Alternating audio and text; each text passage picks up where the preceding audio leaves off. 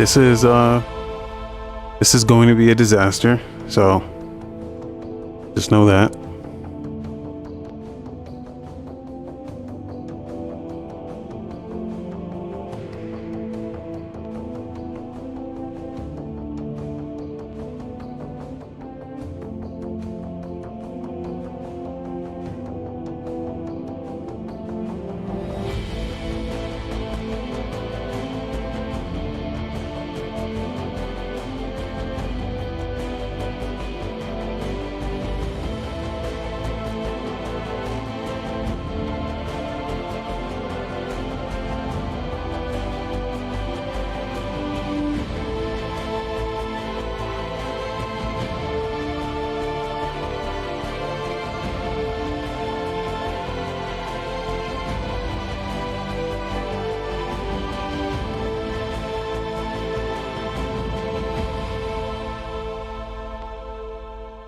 This is Marvel Ultimate Alliance 2 for the Nintendo Wii.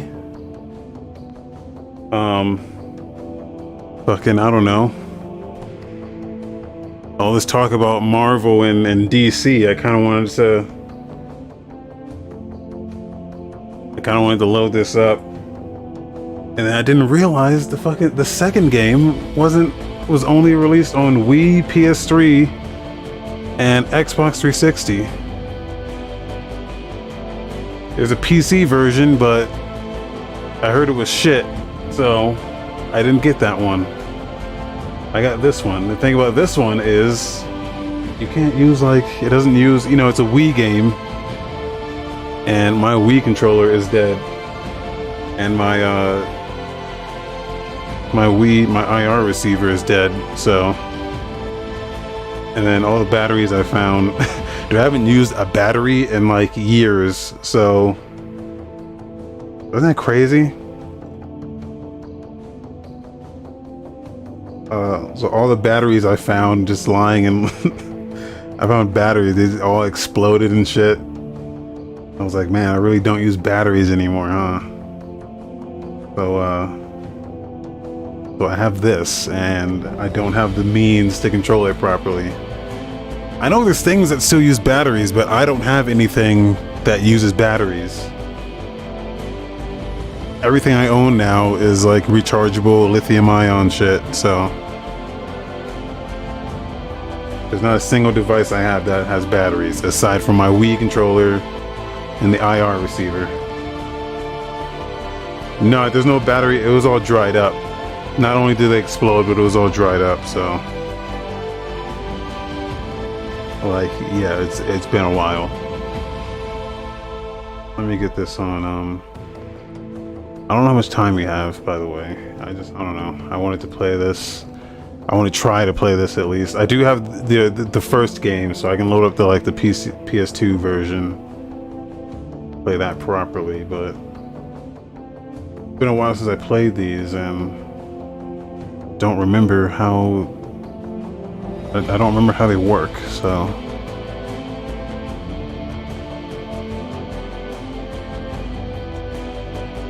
No, they're not. Well, they're not lithium-ion batteries. They're fucking like batteries, dude. They're alkaline batteries. That's what I'm saying. Like those shits, like AA, AAA shits.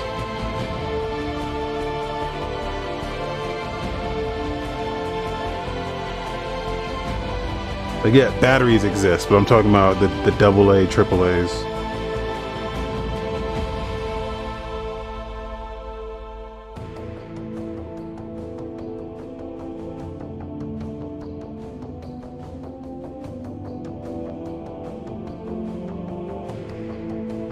Alright, so let's try to do this. I've got, hopefully I'll be able to hear when the show starts. Let me make sure I've got it like unmuted. I've got both the Twitch one and the YouTube one up, so whatever one starts first is, or like whatever one's ahead when it starts is the one we're gonna do, so.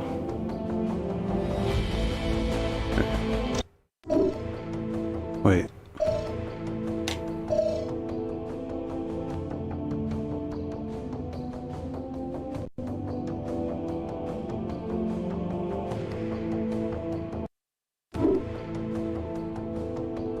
Okay.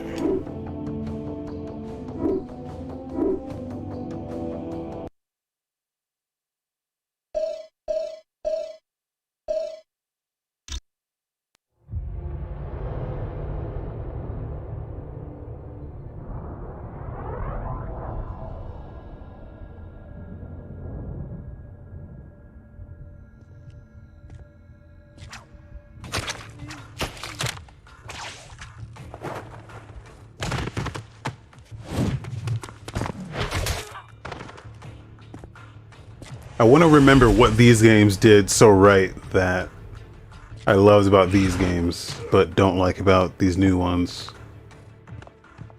I genuinely don't remember. I know Ultimate Alliance 3 is out, but I don't know if I'm going to be able to get that to work.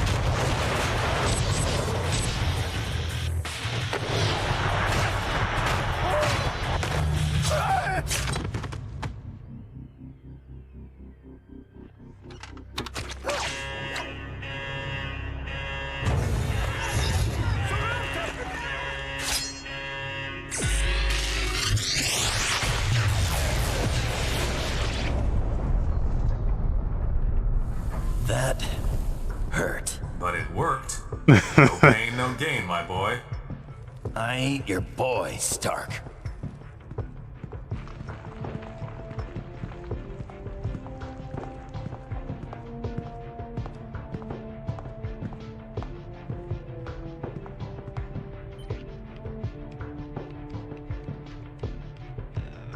All right, that should do it. Won't be any Latverian air support bothering us on our way to Castle Doom now.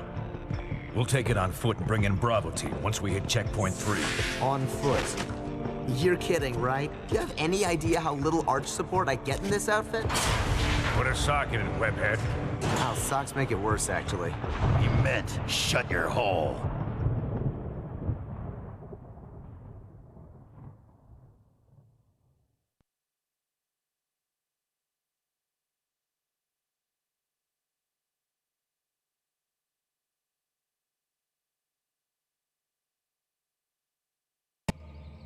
Coming up fast on Doomstad, folks. We're gonna see more resistance before we see less. So get ready to fight. Alright, let's see if this works. Okay, I already can't move.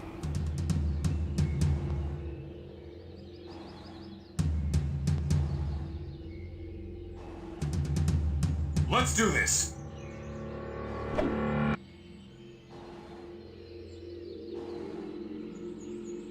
No, this is a Wii game. This is Nintendo Wii.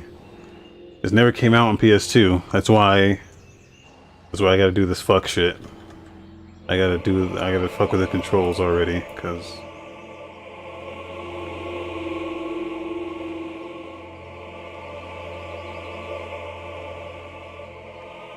this work, man.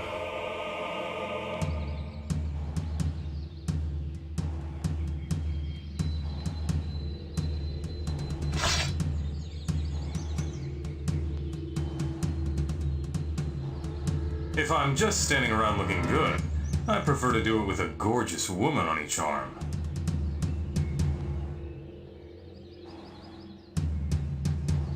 I don't know, I saw somewhere that it came out on PS2, but I couldn't find it.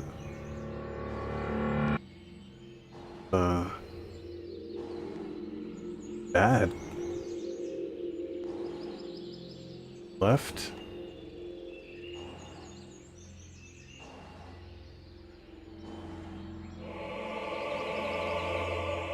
I don't know how this works.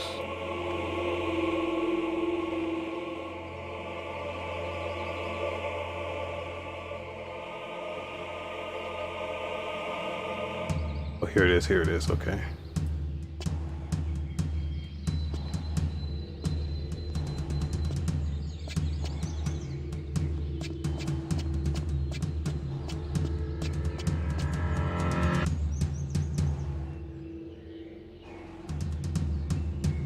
Great, thank you. Seriously? This is the plan? We're just going to hang out?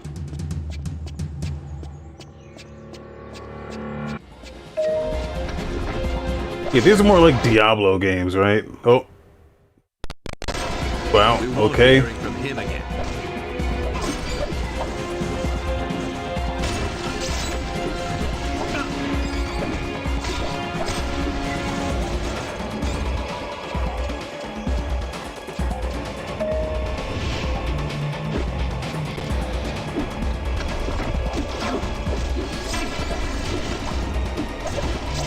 You could give up.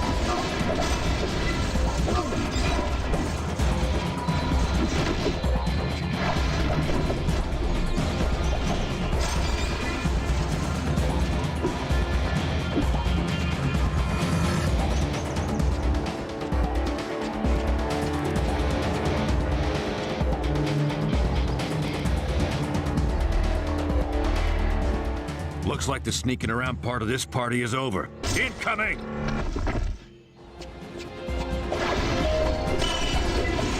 Can't take these guys alone. Combine your powers to fight them. Infusion with Z. Oh, I don't think I mapped that. I did not map that button. There's not a button I mapped. You're going down, pal. Yeah, Hold on. yeah, Oh. let's go. You can't pause the game. Stop. Wait. Yes, you can. Okay. Z button I need to map.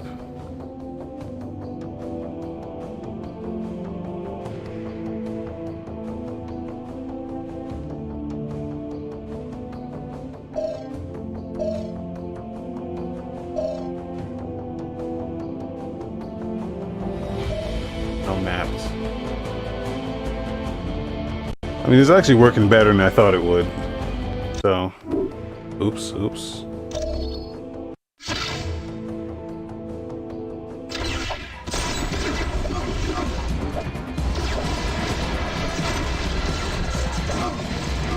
Not doing what...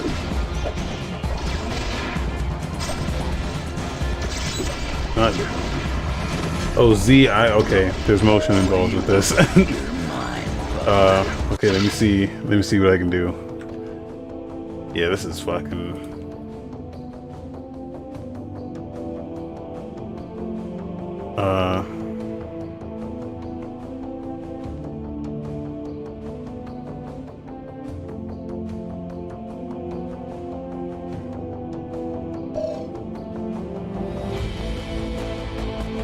Okay, I think I can do this. Stop screwing around. Use your power against these damn things. Aim the Wii remote at the screen. Press A with your pointer over your profile icon. Signify... Ugh. I might just have to do the, Come on, bub.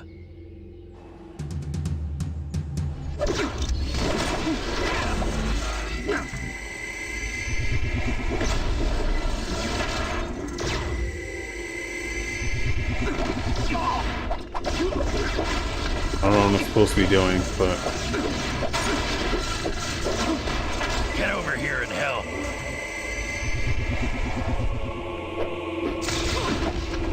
You could give up. Combine your powers if you want to live through this. You just got your butt kicked by a guy in a goofy outfit. Okay, I might have to switch to... Let's show them how it's done. There we go.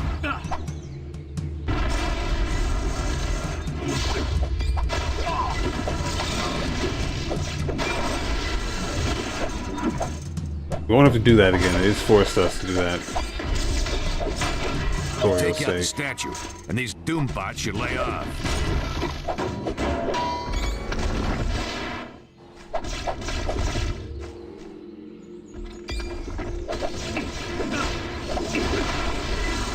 Stay down.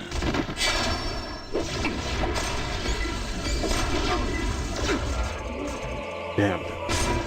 Somebody knock that statue down, damn it!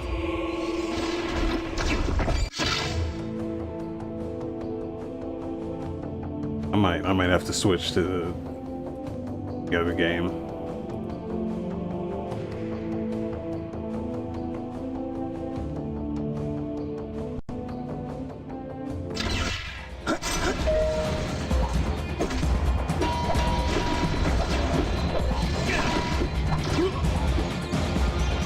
That ain't moving. Yay me! Captain America here. Attack the statue. It's driving the bots to attack us. I can't do this. I think it's too heavy. Oh, gestures with the Wii remote? I can't do this. Who can do this? Let's do this. There it is. Okay. Somebody knock that statue down, damn it!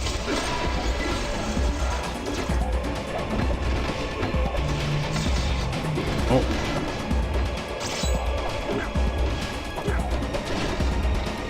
Okay. Yeah, I'm gonna have to switch. Yep. Let's go with PS2. You're going down. This ain't gonna work.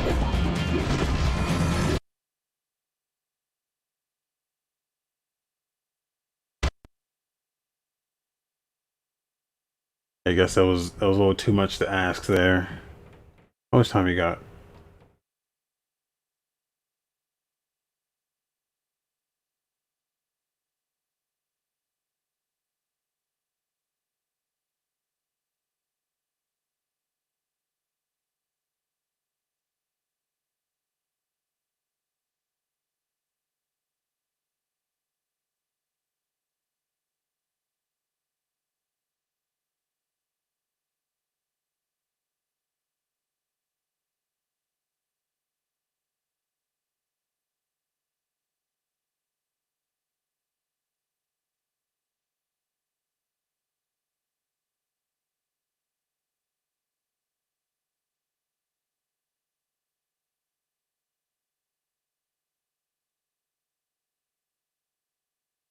Yeah, so this will be the first game.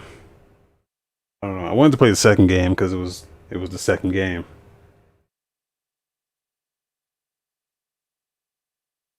But I guess we should start at the beginning.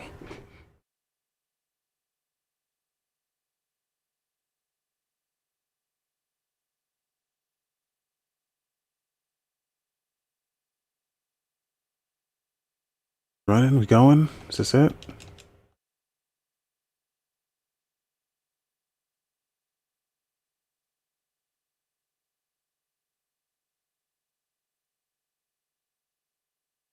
Can't tell if this is going. Is anything gonna work?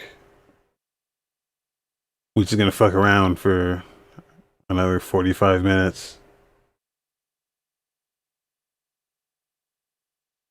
Definitely doesn't have Wii controls, but does it work at all?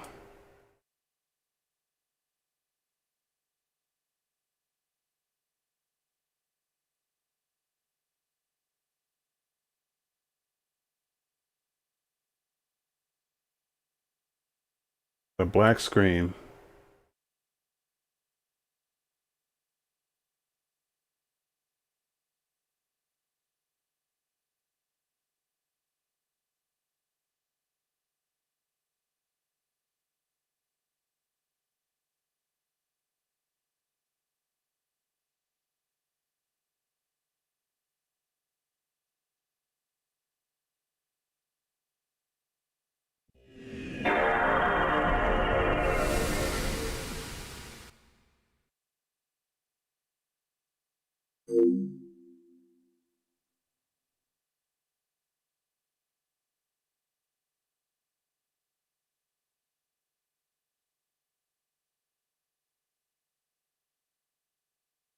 Does this game work? I don't know if this game works.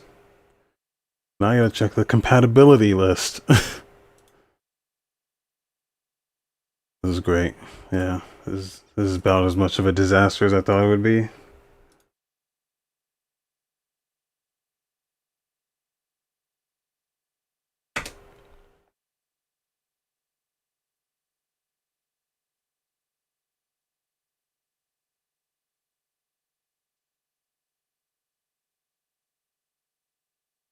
Marvel Ultimate Alliance playable. Wiki link. Maybe there's some special settings I need. The game will get stuck on the black screen while booting. Go to config emulation settings. Emulation settings. Speed hacks. Disable the MTVU multi-threaded.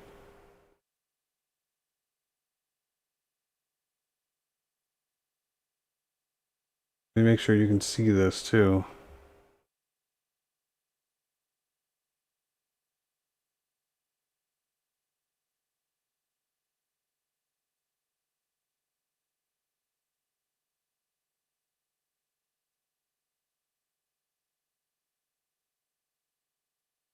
Restart it one more time.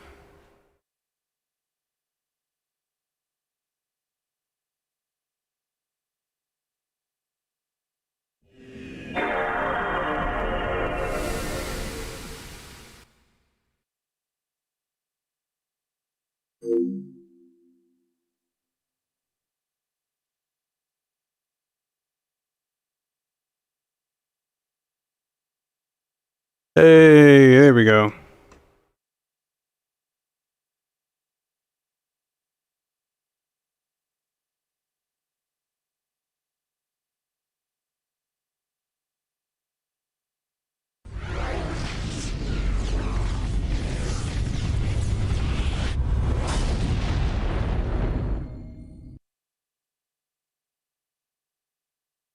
I'm playing this in 4K, so this should look way better.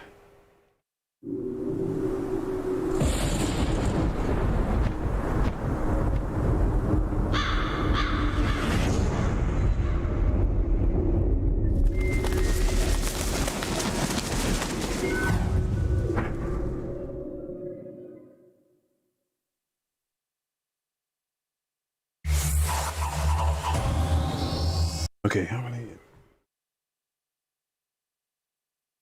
many you got? How many? Okay.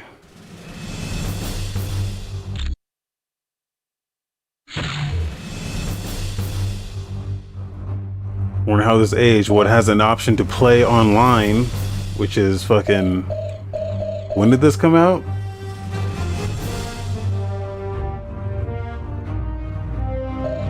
Look at the options. What is review? Oh.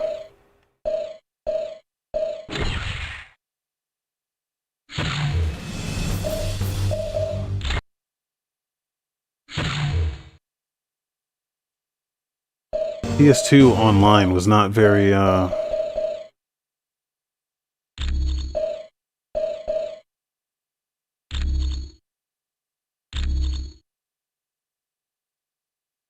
PS2 online was not very prolific. Like, there were not many games that used it. I can think of 4 off top, including this.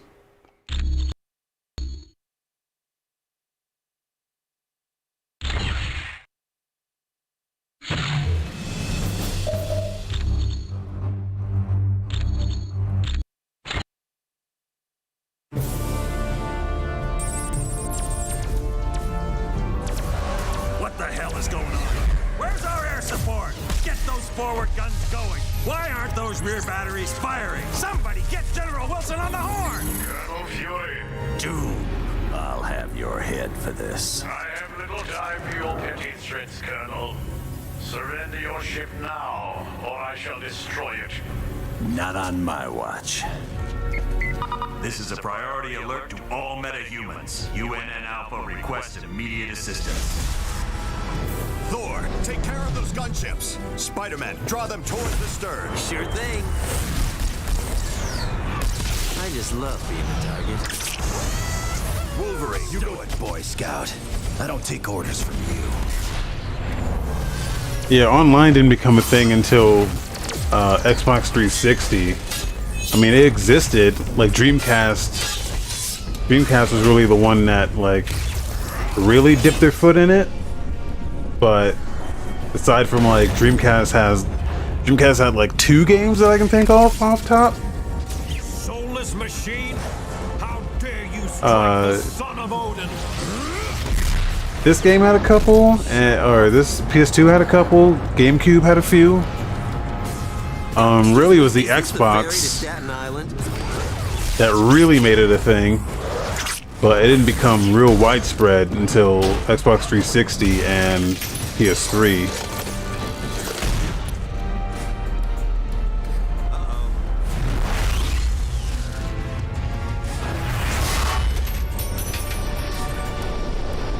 Hey, Gap, looks like you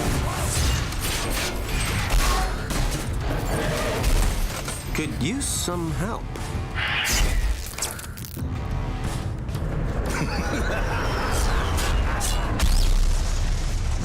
That dude scares me.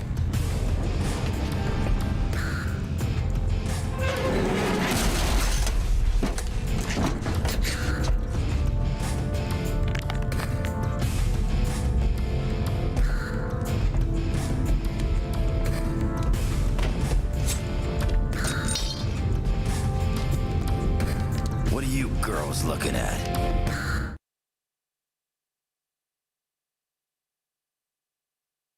Still great. Still got the cheesy one-liners. I mean, Avengers has that too, so. Gentlemen, this is Colonel Nick Fury. I'm on the main bridge, but I'm not sure how long I'll last. Get here ASAP. Fury out. Look how good this looks.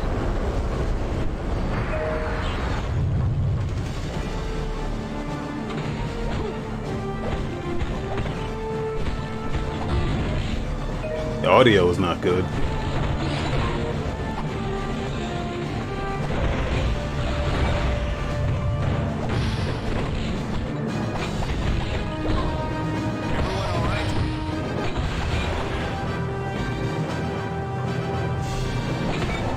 Like, does this game have gear and shit? Or was it just like abilities and leveling up and just doing more damage and shit? I don't remember.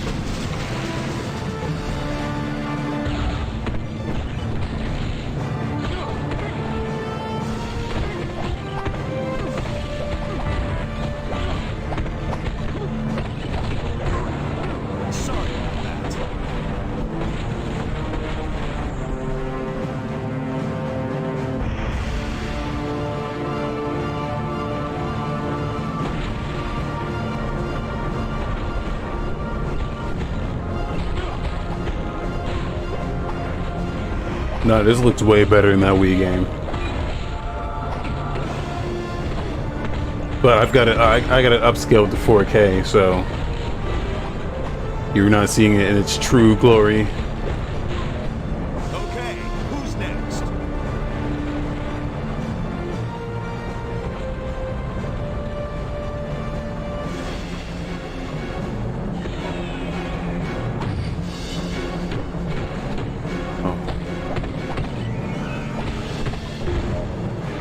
Let's look at the. Can we look at the? Oh wait, that is it. Let's see. Hero details. Manage your heroes. Skill points. Shield credits.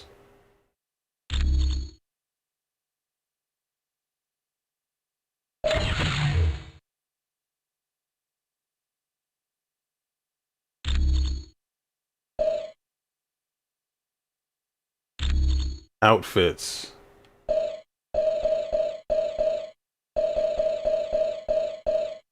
Gear.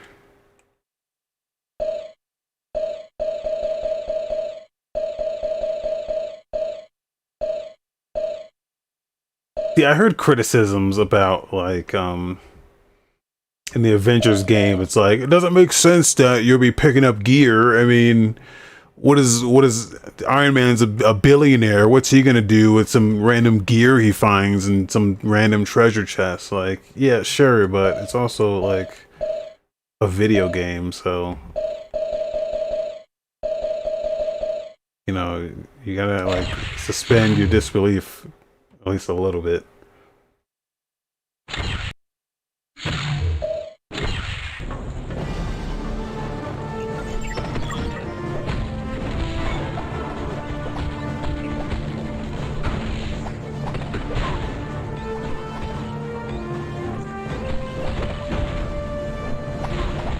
Everyone all right?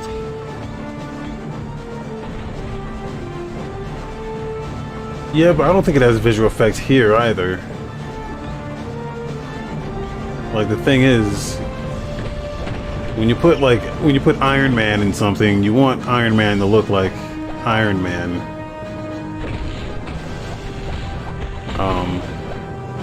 Also, they want you to pay for it. Like, they also want you to pay for it. I mean, this has outfits. These were the good days where you get the outfits and didn't have to pay for it.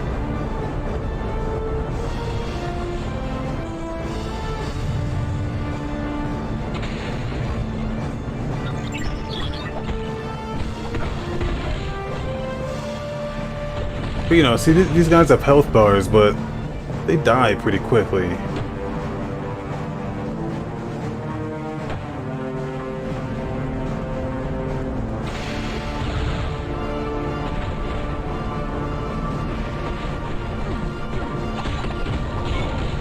Anybody else want some?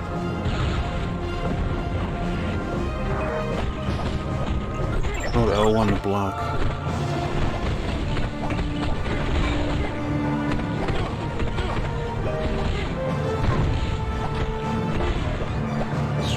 Let's try Wolverine. I was hoping to catch someone being a hero. Looks like I hit the jackpot. I'm working for the biggest group of villains this world has ever known. The Masters of Evil! That's the best part of all. We're led by the man himself, Dr. Doom. If you only knew. 'Cause Doom's got a plan that's gonna shake the heavens. You wanna get tough, punk? Good, 'cause so do I.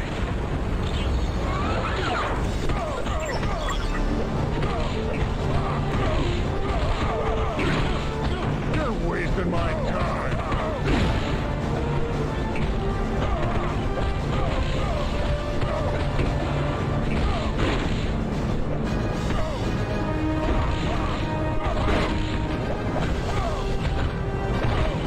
I'm getting fucked up. Give me some help.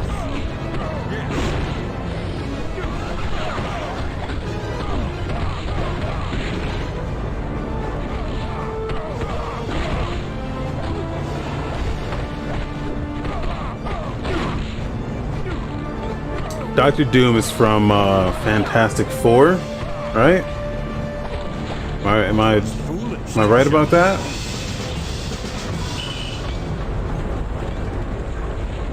He's the bad guy from Fantastic Four.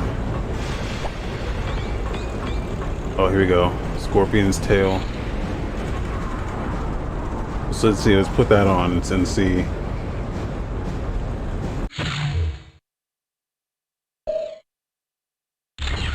I think he's the bad guy from Fantastic Four.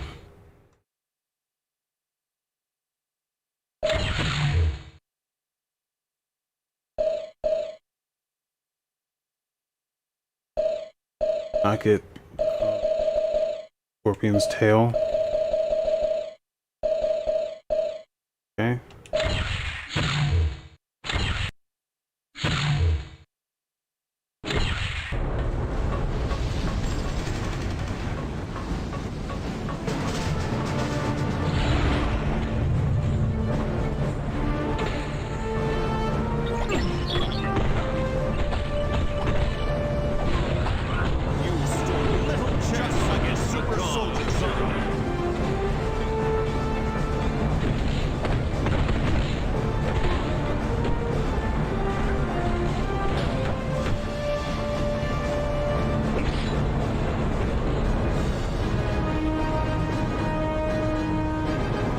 Spider-Man only item? I mean, weird. I picked it up as Thor, so.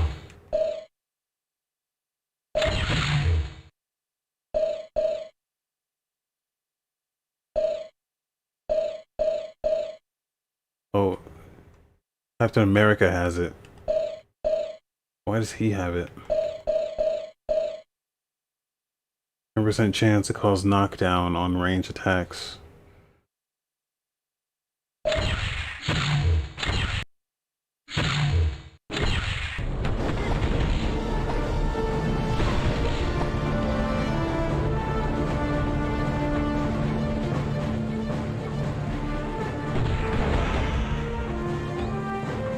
I have auto equip on.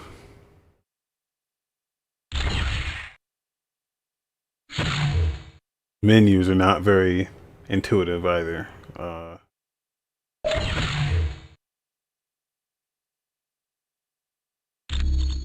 I see. Okay, I see. I see.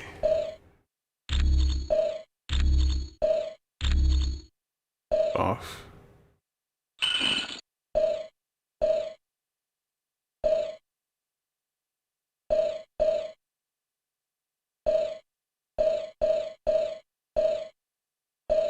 Even have ranged attacks? I don't even know how to do a ranged attack. Let's put on Spider-Man.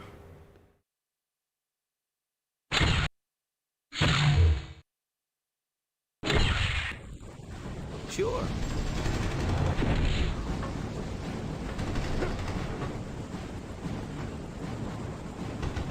Oh, here we go.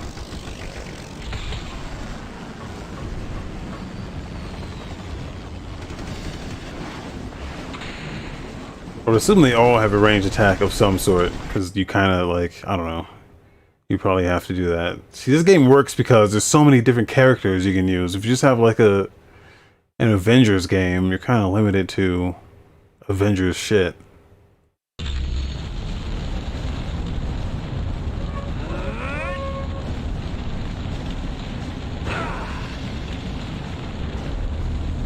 Thanks for responding to my SOS so quickly.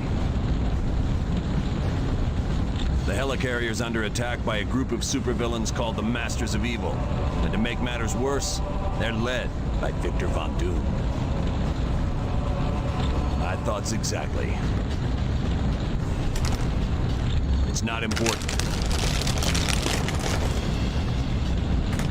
I told you it's not. I got chicken biscuits. This is the Black Widow. The Masters of Evil have activated the launch cycle of our nuclear missiles. I need help if they are to be stopped.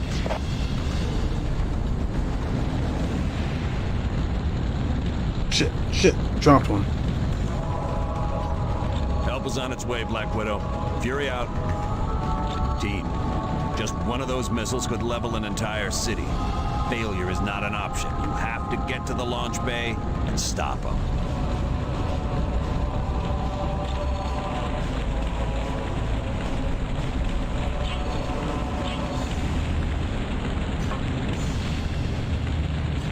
Blade is in this? What the fuck?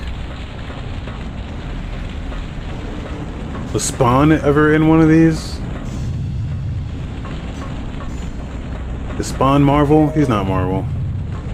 I don't know.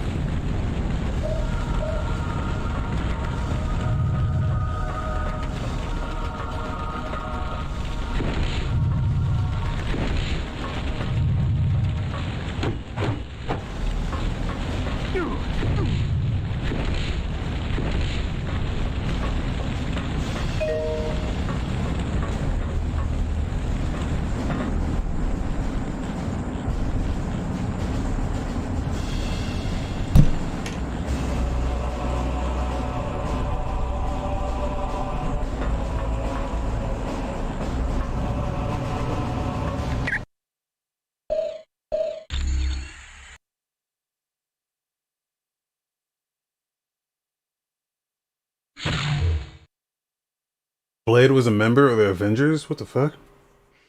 I don't know shit about comics, dude, so... Oh, look at all the assholes we can use. Who should we use?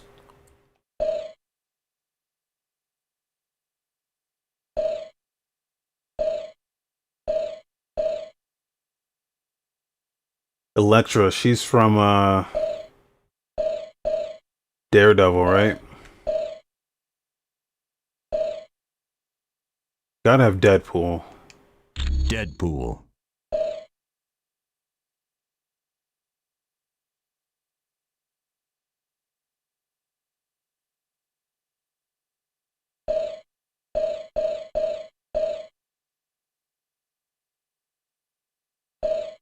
Iceman. Is Iceman from something, or is he like his own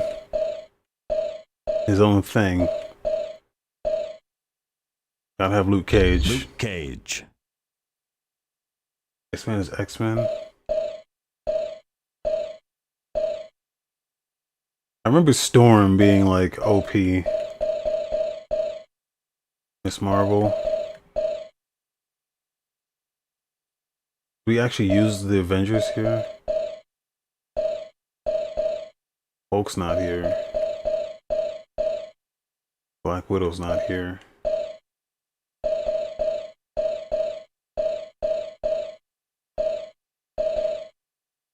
Storm in there. Storm.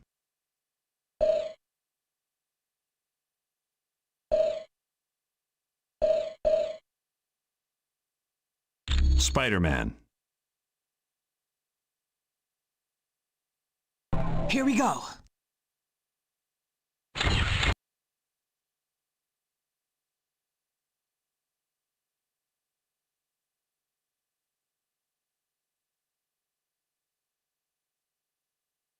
Yeah, I didn't see Hulk. I know that second game had like 50 dudes.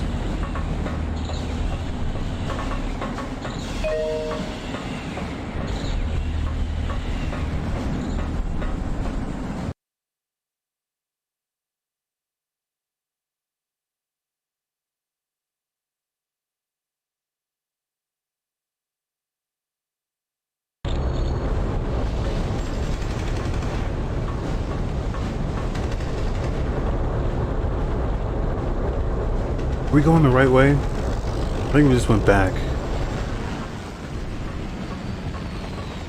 This map is confusing.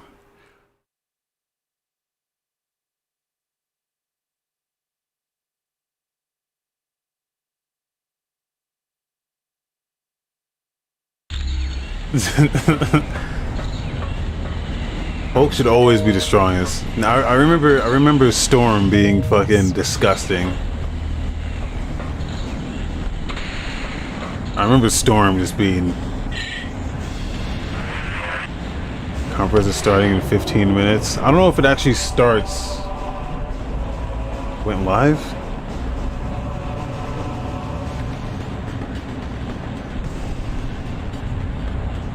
I don't know if it actually starts when, like, they scheduled.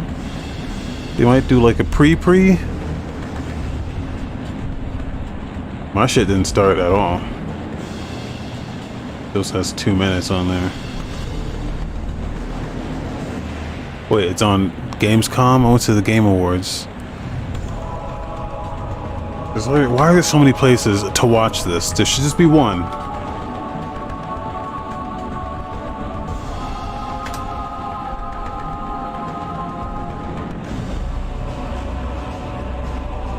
Whatever one is ahead is the one we're gonna use. I don't want to be behind.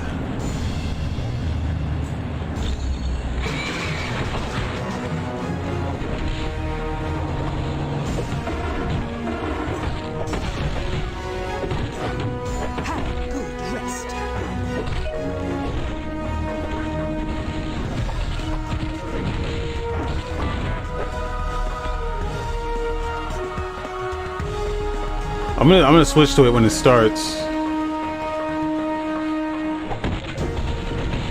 And then I've got something else planned for it after it, so I just wanted to play this for a little bit just to see why we all remember this as being so good and the new games being so shitty.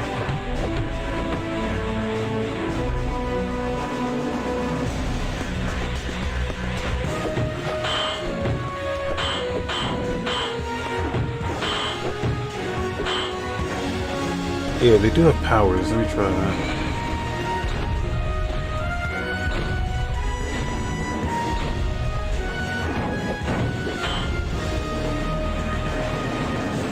Can't get over there.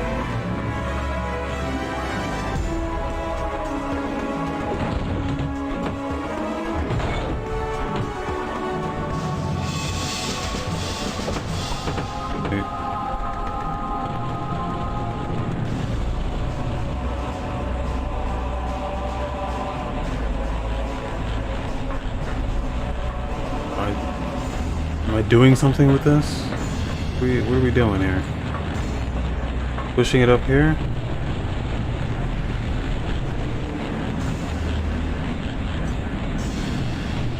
No?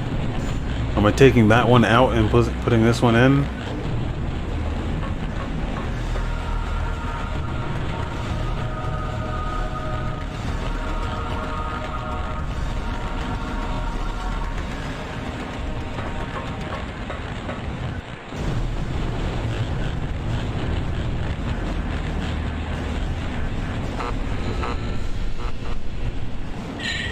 Puzzle solving.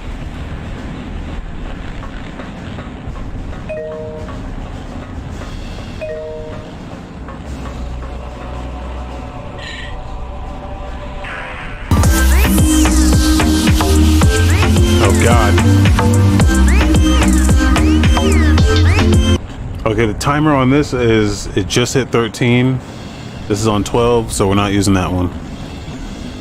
Shishito, burrito, raw kifo, And fried this- shiso, French fry, iced chai, pad thai, baked pie, half stack, taco pack, my God. lobster mac, baby back, pork chop, soda pop, kebab, sour top, hot pot, hungry now. Noodle soup, cantaloupe, ice cream scoop, whipped cream, blue dumpling, Bars. chicken wing, Peking, and those crispy onion rings. We are America's Kitchen, DoorDash, every flavor welcome.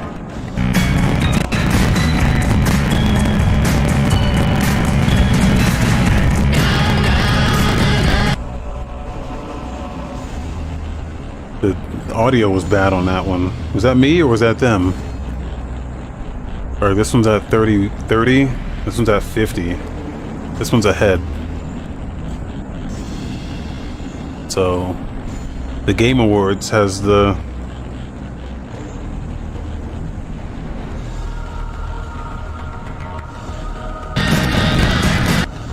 But it has bad audio. Is that me or is that them?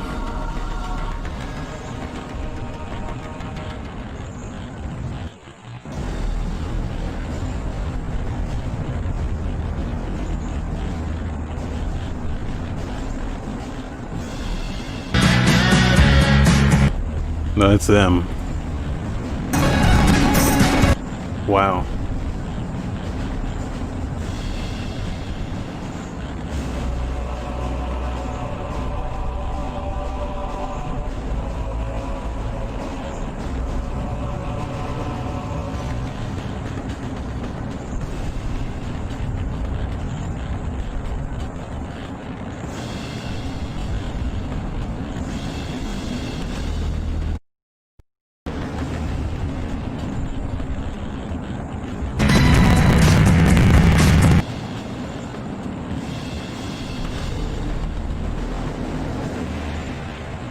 Their audio is fucked up.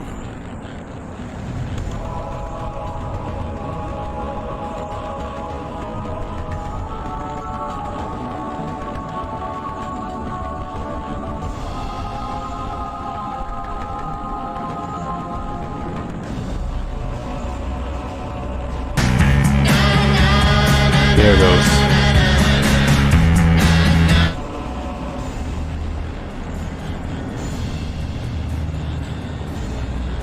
Okay.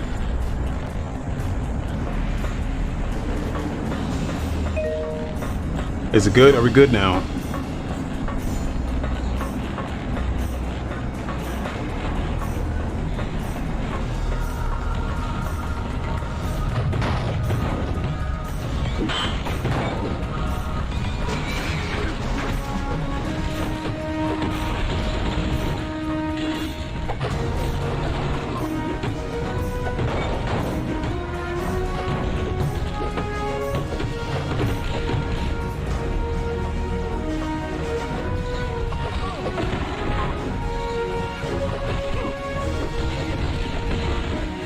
That's right. I won.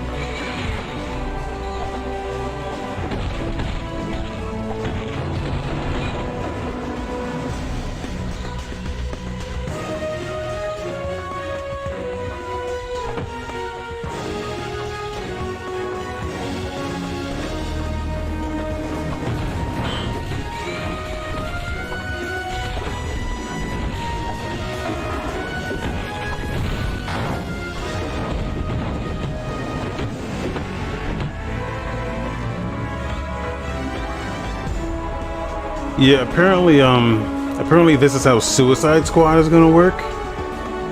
Like, you're gonna have all 4 characters, you're gonna be able to switch between them. Which, I like that idea better. I rather enjoy it.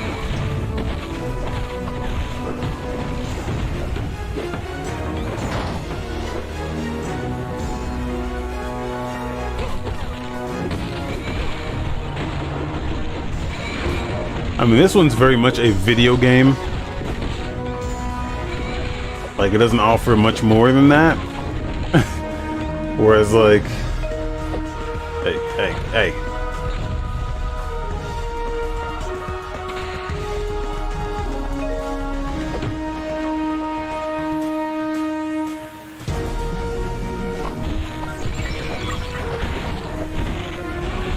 I mean, not that it needs to. It does what it needs to do, but... I am just mashing the X button.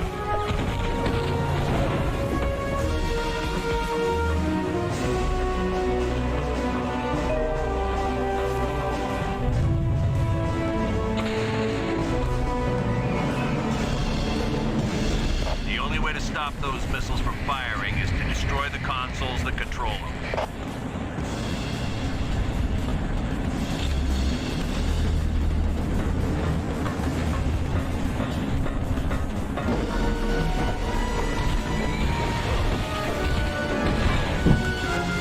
Destroy the consoles.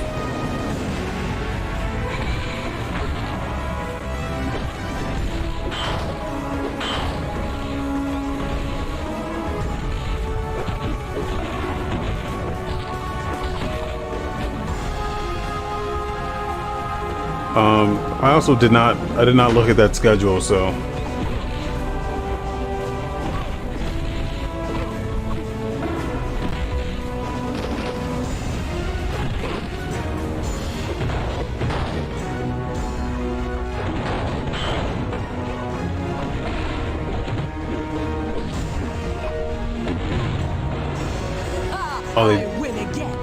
To grab enemies, press square. Move left analog to throw, grab enemies. Try that. Yeah!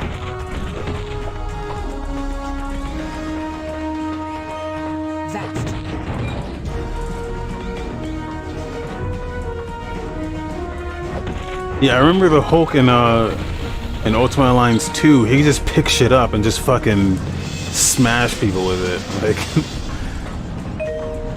you would just pick cars up and just throw it at people. Like, that's what I liked about that game.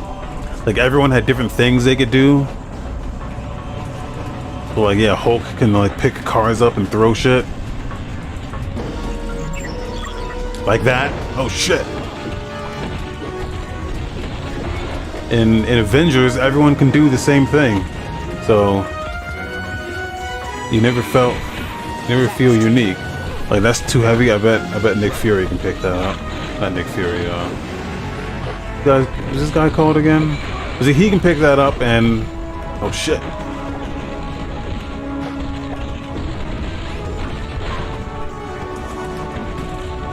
Luke Cage can pick this stuff up and like no one else can. It's too heavy for them. Next time, run away.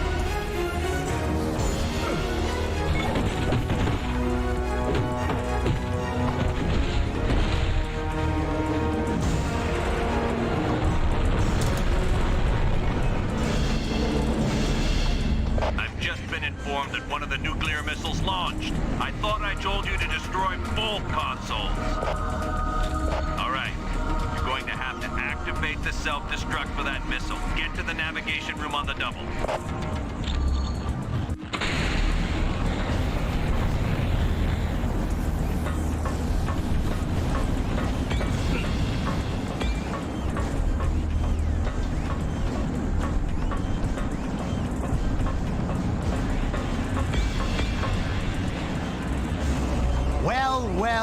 Well, aren't you just an impressive bunch of heroes?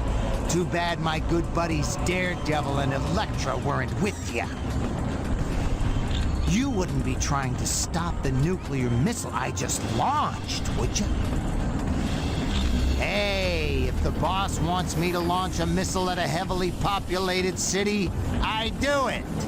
I don't get paid to ask questions. Sorry, I can't. And even if I did step aside, there's nothing you could do. I've got the only access card to the navigation computer. I choose or else. You're gonna regret this, friend.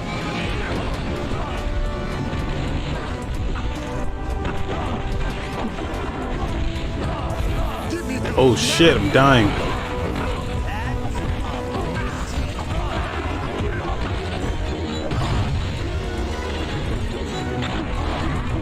The special moves don't, like, they kind of suck.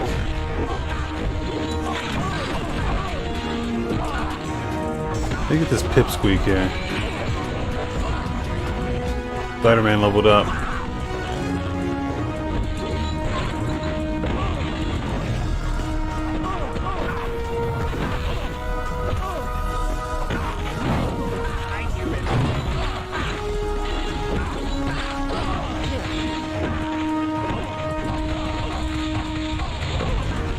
That's a good move. I never miss.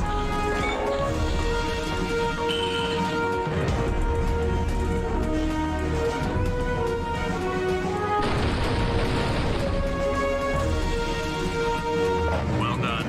This will harmlessly self-destruct. You've averted a nuclear disaster. Bullseye was there. Doom must really be serious about recruiting talent.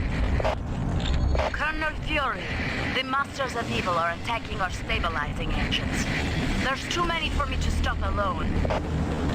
Black Widow, do not engage the enemy. I want you out of there immediately.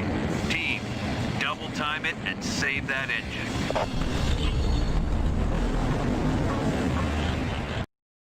Okay, let's see if this thing's about to start here.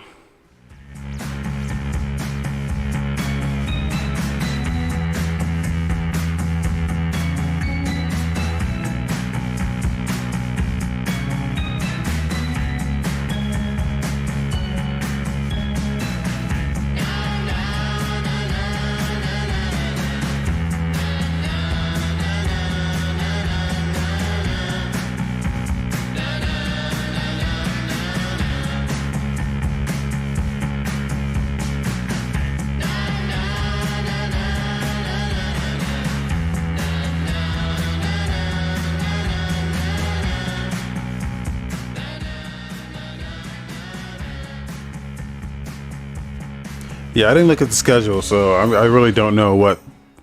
Hello and welcome to the Gamescom Ooh. Opening Night Live 2020 pre-show. I'm Kyle Bossman, and this is my hot and stinky apartment. I realize you probably have a lot of questions right now. Any predictions? Who is Beyond this Good and guy? Evil 2. Not that important. Is this the show? No. Just to be clear, this is the pre-show. This is you and me for the next 20 minutes getting Pre-show. excited about Opening Night Live proper, the big show. That one is going to look nice. That one's got Jeff Keighley. That one's got a budget. It's going to be fancy looking, not like this. And then you might be thinking, wait, is the next 20 minutes just this guy with his headband talking to me about stuff? No. It's going to be some of that, but most of the show is trailers. We have world premiere trailers right here for the pre-show. If anything, my job is just to smile at you and fill time in between trailers. In fact, we should, I think, start off with a trailer. We'll talk about Opening Night Live. It's going to be big and fun and awesome, but I feel like the best way to kick off a pre-show is just to get right into one. Our first world premiere trailer is a game that was just announced earlier this year at an Inside Xbox event from Bandai Namco. This is Scarlet Nexus. All right, I'm actually going to take out the notepad here and jot some stuff down so I don't forget. You have to be prepared for anything. Intruders were just detected.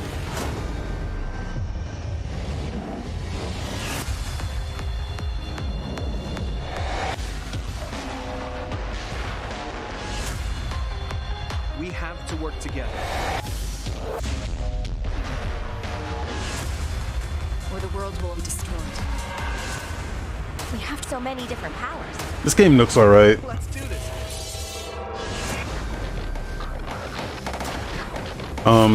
They've shown this before. Your ways of doing things, and I have mine.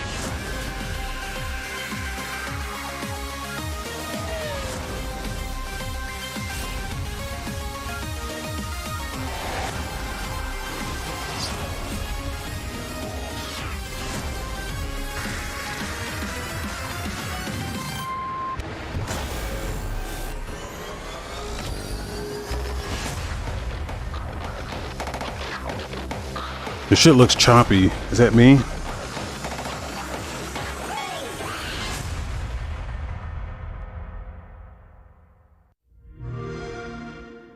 Yeah, that looks alright.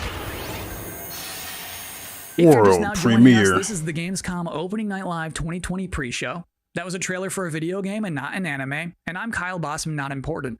For the next 20 minutes, much less than now, we are counting down the minutes until the big show, Opening Night Live, in which you're going to get fresh looks at Fall Guys Season 2, Destiny 2, Call of Duty Black Ops Cold War was Fall just Guys announced Season yesterday. We're 2. already getting to see more of that tonight. Lots of things to see. Cindy Goodman from IGN is going to be giving out the Gamescom awards for Best PC Game, Best PlayStation Game, Best Xbox Game. He's not as well transitioning. as talking about some brand new shows from IGN that they are debuting this week at Gamescom. Lots of stuff in ONL. It is going to be a chunky, thick show. But in the meantime, for this pre-show, it is time now for another world premiere on our end. The game next that we're going to see is called Quantum Error. And parents, let me warn you now, it's time to put the kids to bed, because it's about to get scary as hell in here. I don't care if you're in the Western Hemisphere and it is the afternoon. Put the kids to bed. World premiere.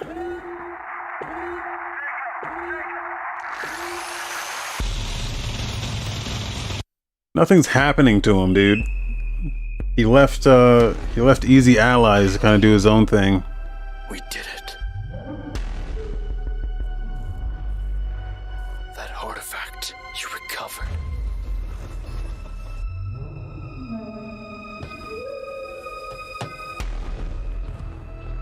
Held the answer to all our questions.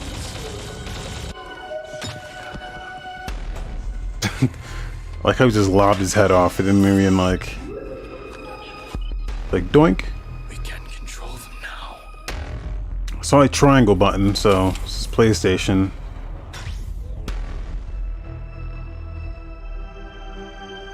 Use them to travel the stars.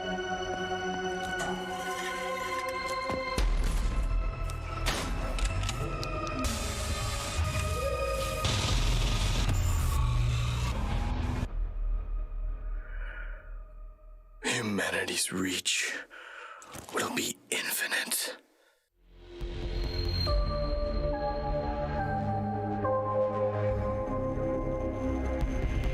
Quantum Error. What a terrible name.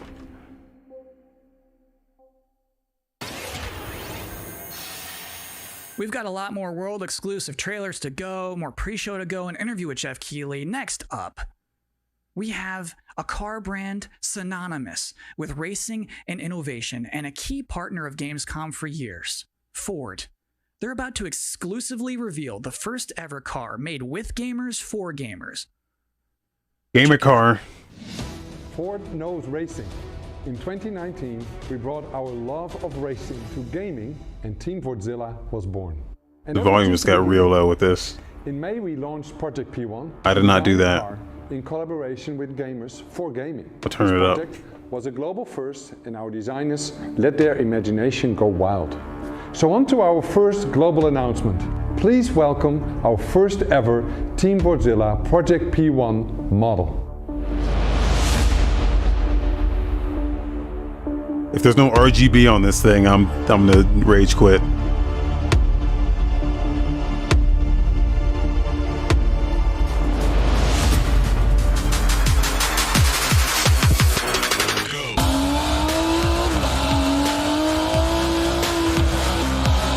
It's a gamer card.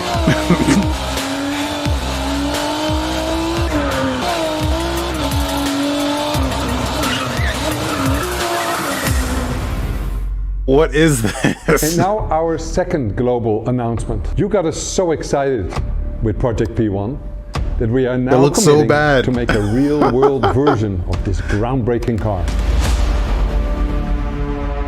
That looks so bad.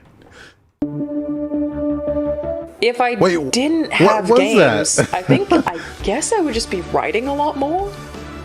Video games and writing are absolutely my two favorite passions, and I just managed to combine them into a job. So I feel like, honestly, I probably would have finished a couple of books. If there was no game, what else would I do? I mean, I like tech, but you need to do things on the technology. And so if I can't play things, if I wasn't into gaming, yeah, it'll be a lot of TV watching. If there's out there a universe where I'm not a gamer, then I probably would start to game. I think I will try something to put some smile on the face of everyone. I would watch. I don't know what's happening, man. And read more books. And get bored. Welcome back to the Opening Night Live pre-show. This is only the second year of ONL existing, but I think it is safe to say that this year's will be unconventional. So to tell us what to expect from the show this year, please welcome Jeff Keighley. We are now joined by Jeff Keighley, host and executive producer of Opening Night Live. How you doing, Jeff? I'm doing great, Kyle. How are you? I'm doing okay. So back in April, Gamescom said we're going digital this year. When did you start thinking about ONL and how that's going to look? Well, we knew last year we were going to do another ONL this year because it was a big success. But yeah, we had no idea what format it was going to take. Normally we are in Cologne. This year we're doing it from Los Angeles. But I actually, Gamescom came to me and said, we definitely want to do ONL. It's a digital event for the whole world. So even if we don't have something physically in Germany, we still want to do this show with you.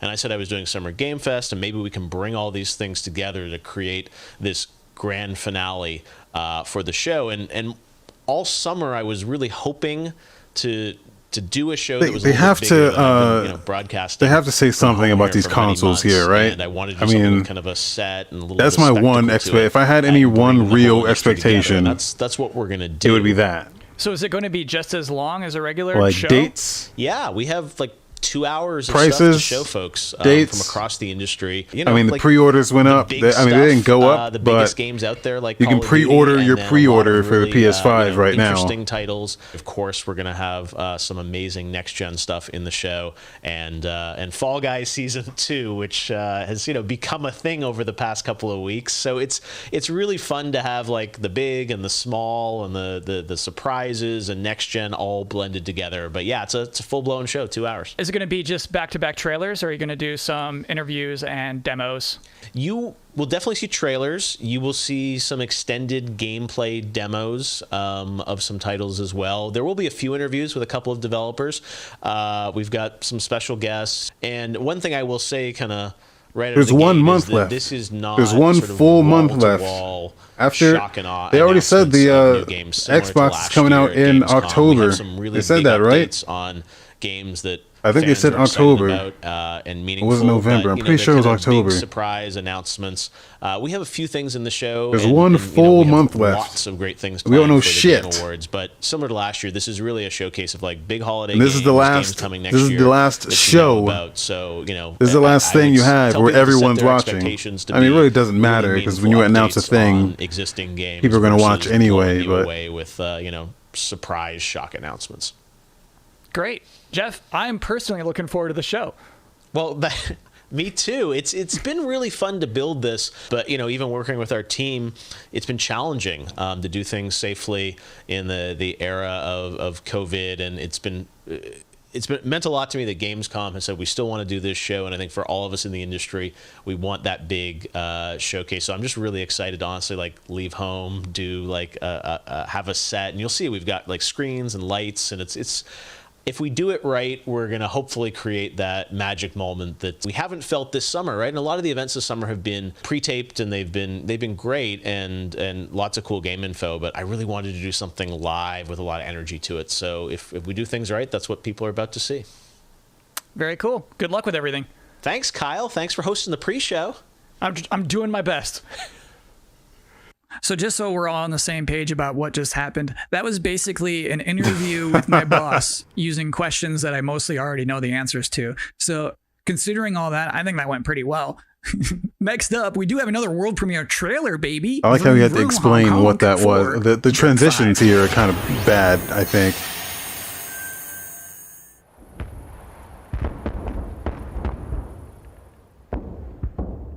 Dirt 5.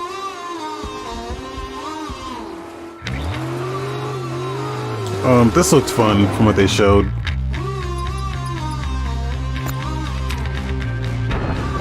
Oh.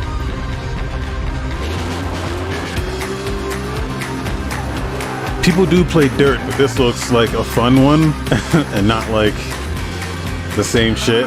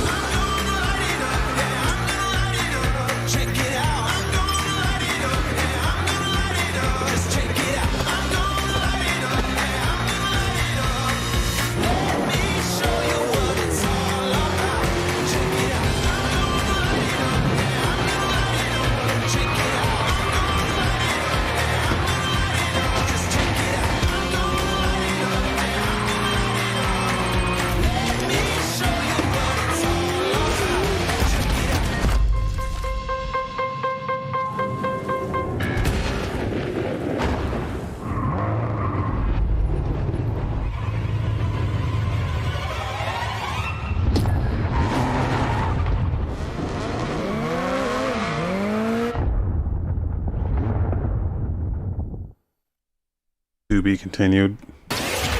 October 16 on that. So you think like a vampire bit a car and sucked out gas? To be continued. It is now time for the part of the pre-show that I've been reading your live comments. I see them right now. Everybody's blowing up, demanding Kyle's 10 reasons to be excited for opening night live.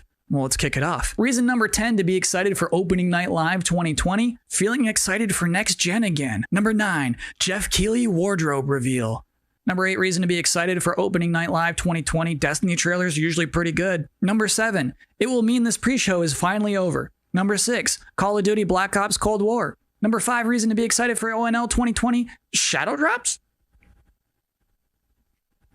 Number 4, Fall Guys Season 2. Number 3 reason to be excited for ONL 2020. Actual gameplay from a mysterious PlayStation 5 exclusive. They said Fall Guys Season 2 at least like 6 times now. Everything else in my life sucks right now. And the number 1 reason to be excited for Opening Night Live 2020.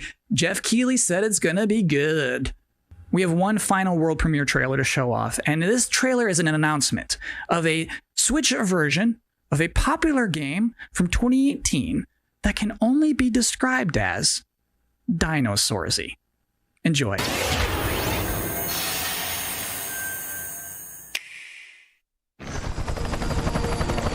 You think that things are going to turn out differently, huh? Well, the ones before you did too. Because they believed that they were in control. And control, well, here's the thing. Humanity is desperate for it. We are seduced by it, but we never really possess it. You see, life can be tenacious and stubborn. Life will not be contained. And what makes us such unique creatures is knowing the power of what we're up against. If people play this, that we can win. Remember this just like kind of came and went. November 3rd.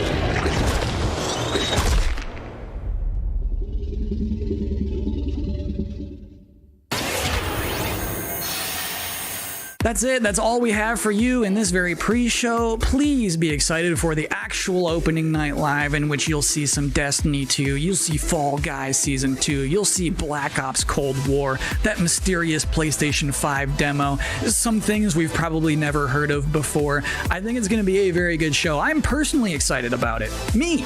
I should thank you, actually, for putting up with my nonsense for the last 20 minutes. It is appreciated, but seriously, enjoy the show.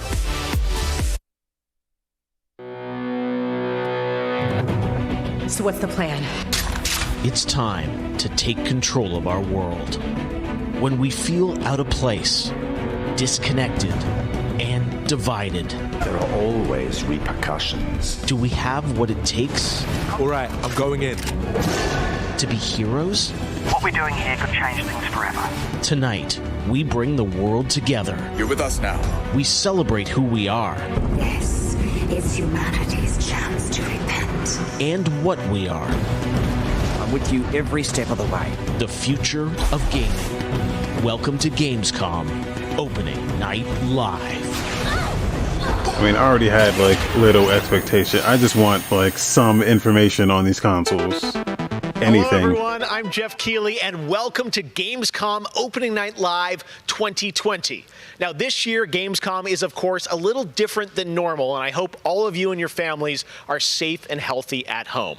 In 2020, games have comforted and connected us more than ever. And with the launch of PlayStation 5 and Xbox Series X later this year, games are only going to get better. Well, all summer, I was hopeful we could get to this very moment, a big live showcase filled with more than 35 games to kick off Gamescom 2020. Tonight, you'll get a first look at Fall Guys Season 2 and an extended gameplay demo of Ratchet & Clank Rift Apart for PlayStation 5. Plus, we might have a couple surprises along the way, too. But before we start, I want to acknowledge and thank all the game developers, marketers, and publishers who have worked under challenging circumstances to keep us entertained. This show is nothing without them or my production team, and doing a show at this scale safely is not easy, especially when all of you at home have some pretty insane expectations. I hope tonight reminds you why you love to play games. And with that, we're going to move on to our first game with a game they show that was anything just for Nintendo yesterday. That people have been waiting for, Black Ops Cold War. And joining me is Dan Vondrak from Raven to tell us about the game Metroid and give you an or exclusive sneak peek. Bayonetta. Dan, how you doing? Good, Jeff. Thanks for having me here. This has been a dream project for us to work on from nearly the beginning of development. Zelda. We knew Black Ops Cold War was going to be a direct sequel to Black Ops 1, and we loved the idea of returning to the pillars built the Black Ops franchise: deniable operations, conspiracy grounded in history, and that shadowy world of paranoia. And we get to mix all those together, drop the player into the 1980s at the height of the Cold War, and it's really something that we know would feel relevant to today and also uniquely Black Ops. Well, you start playing with Black Ops, everyone wants to know characters. We saw yesterday in the reveal trailers, some familiar faces. So, Woods, Mason, break it down. How does this fit into the Black Ops canon? You said it's a direct sequel, so are we going to see a lot of familiar faces? Yeah, part of the fun in making this game was bringing back the iconic characters like Woods and Hudson and Mason and seeing how all those personalities mix with some of the new characters. So the campaign takes place in 1981. Nintendo is just a place for portable ports. We've been able to have so many connections to the original Black Ops and really be that direct sequel. That's not true, bitch. Now, one thing that I'm really excited about this is you're pushing the storytelling in kind of a new direction with some branches and some options about how you play Animal through the Crossing campaign. did. Can you maybe walk us through your thinking there? Animal Crossing was fire this year. One of the driving forces from early in development was to And say, let's they take had this another Black one that Ops was thrill like- ride and infuse it with some player choice and some player freedom. Anything we can do to give the player a little more ownership over their experience. So that starts with allowing the player to create their own character for the Cold War campaign. They can name them and pick a military background and really pretend they are that Black Ops soldier that they want to be. From there, we wanted to take some of our missions and infuse optional objectives, multiple paths, and some player choice moments inside some of those missions. And it was fun to find that balance between the hard-driving Call of Duty action and these more non-linear experiences inside some of the missions. So with choice comes the player wanting to feel that impact. So some of those choices earlier in the game and some towards the end will actually shape the ending of the narrative of the campaign. All right, so multiple endings to this game. Yeah, absolutely. That was one of the big things for us. It's like we love that Black Ops has always been willing to take risks, and we all know they did some of this in Black Ops 2. And with our story and with these features, we loved paying homage to those early Black Ops games. Oh, yeah, I remember the numbers. All right. Well, Dan, we are excited to see more of it. I know multiplayer reveal is coming in September. Oh, yeah, but, Battlefield. Since you got a switch there, maybe you could flip the switch on something exclusive for us, right? What are you going to show us? Yeah, absolutely. This is really exciting because this will be the first time we've shown this outside the walls of the development studio. This is a scene from earlier in the game, and it's a critical point that really shows the narrative of the world and shows this threat that our heroes are going to be battling. Yawn. So let's take a look.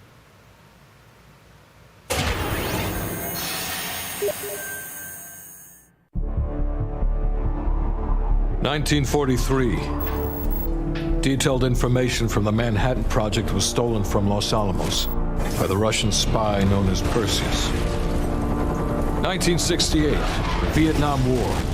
Viet Cong soldiers orchestrated by Perseus attempted to steal an American-made nuclear bomb from a U.S. firebase. 5 days ago, while on a mission, we acquired intel that Perseus is in play again and planning an attack on the West. Perseus. The CIA's analysts consider him to be the single largest threat to the free world."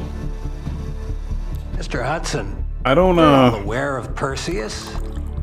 We're also aware he's more myth I haven't than played fact. Call of Duty since Personally, Infinite I think he's nothing Warfare, more and that than one was good Russian because boogeyman. I don't know. General Haig, allow me to introduce I the like when man you do something. If you're gonna make like a military shooter, I like when you just CIA make it fucking Clandestine Special crazy. Officer Russell Adler. He's one of the few people who even come close to capturing Perseus. Mr. Adler, why should we take this Perseus threat seriously? You don't have to, sir. Yeah, then a lot of innocent people are gonna die. Why do you say that? Sir. Every time Perseus has come into play, it's shifted the balance of the Cold War. After 13 years of silence, if he's active, Mag. something big is gonna happen. Something that will affect the free world.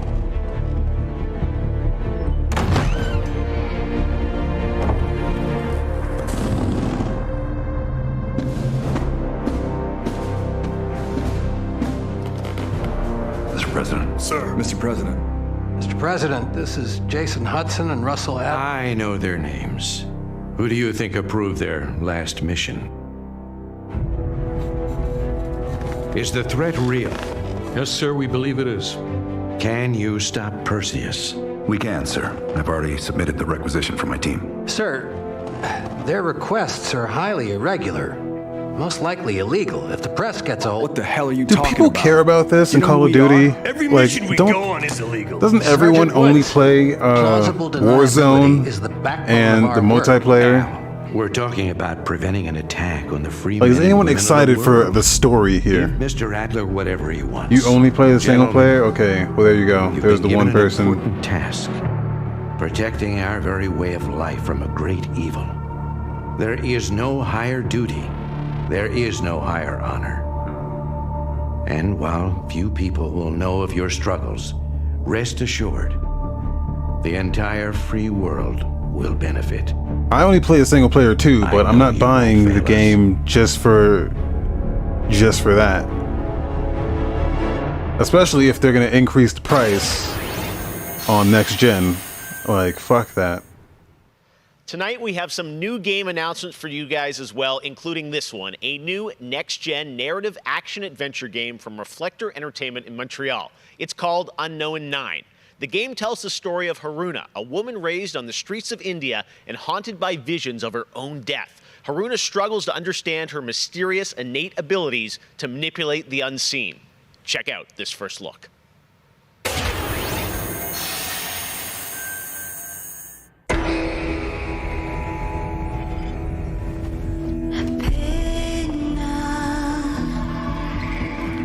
No. Still going.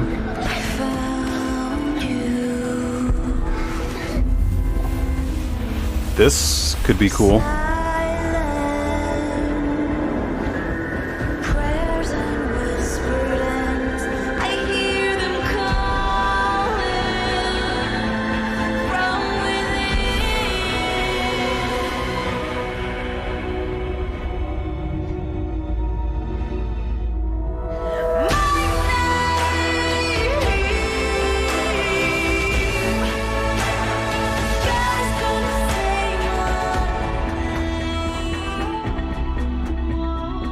I would like to see the game, but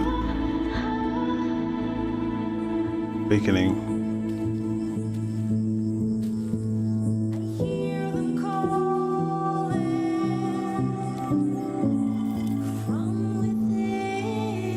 A PS6 game, yeah. They're announcing a PS6.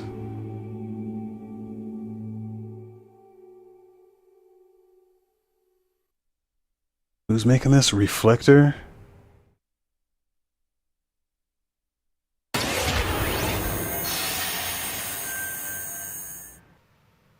All right, let's get to the gameplay. One of this year's biggest games has been Doom Eternal. Tonight, we've got an exclusive first look at the campaign expansion called The Ancient Gods Part 1. Check this out. We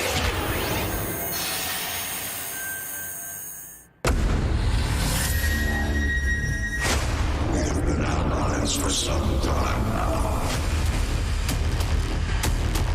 I knew you were the moment you set foot in the room. Your gifts belong to us now.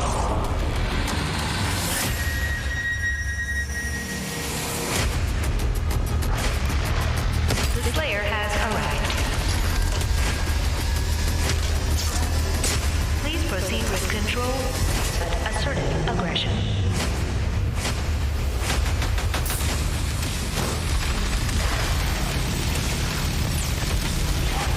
This game's great, man. The only ones who can save this world. Probably my second favorite game of the year.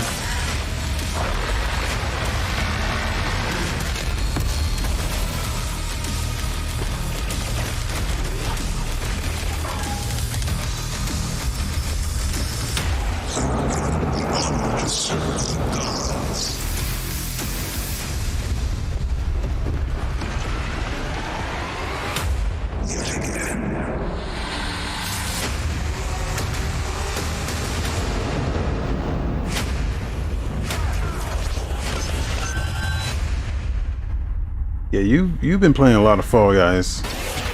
I got one win and then I quit. I was like, that's all I want. Just want to win one. 2020 marks the 25th anniversary of a legendary game studio, BioWare. Tonight, Casey Hudson and the team wanted to give everyone around the world a little taste of what's next. Casey, over to you. Is this Anthem? Jeff, it's great to see you again. You know, 6 years ago, we were on the stage with you at the 2014 Game Awards, accepting the Game of the Year for Dragon Age Inquisition. And since then, we've been imagining new ways to use next-generation technology to bring the world and characters of Dragon Age to life. It's Dragon Age. We're still in early production, but we thought it was time to give you the very first look at how BioWare's passionate team of developers... Did you know BioWare made a Sonic game?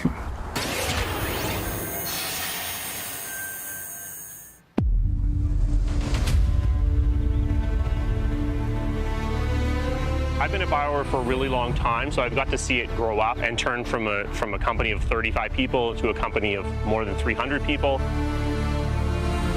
There's amazing people in the industry. There's amazing stories to be told with other people. They're just going to show concept art. No one's going to be satisfied by this. We're very experimental here at BioWare, so we're always coming up with new stuff. We're always trying to improve, innovate, and bring new characters to life for our players and fans to enjoy. Concept. How did I know? The world of How did I Dragon know? Age really has got it all.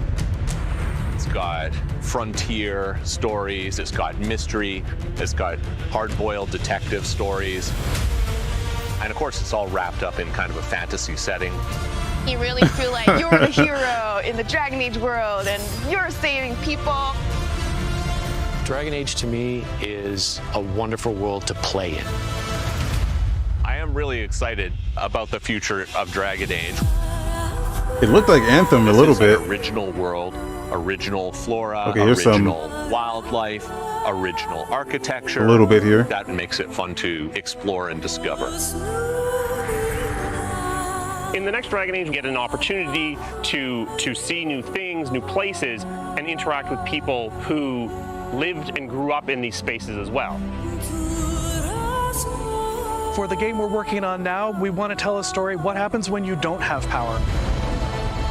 What happens when the people in charge aren't willing to address the issues? The things that you can expect in the next installment are going to be stories that focus on the people around you and the friends and family you make. Something that we'll be able to look forward to in Dragon Age is a really close relationship with game characters who really Why does this become look real for slightly you. more sci-fi than like like? Loved or hated. One of the best examples of that is Solus. Half the community wants to kill him, half the people want to marry him, and another part want to do both. They call me the Dread Wolf. What will they call you when this is over? BioWare and EA has been one of the forerunners in using motion magic technology, and that makes it way more realistic when you're looking at the characters and the way they walk and move and interact in the world. Players want that suspension of disbelief that this wonderful collection of digital pixels is actually a living, breathing soul. No, it's okay. That's the good kind of rumble. I actually design bosses. I help with the creature design team as well. So I do all of like the big threats that you have to go up against. Nobody dies. Was that a spider with hands? For the Wardens! Choice is a big part of what Dragon Age is as a franchise. The decisions you make can affect change in the world. Decision making can mean that a party member lives or a party member dies. And it means owning your outcome and reactivity to the choices that you do make. I just love the possibilities that Dragon Age offers us, and I'm excited to explore a lot more of them. To me, that potential is what gets you up in the morning. It's a fantastic opportunity every time. So what you're saying is this is a 2022 game. Next up, it's time for something special.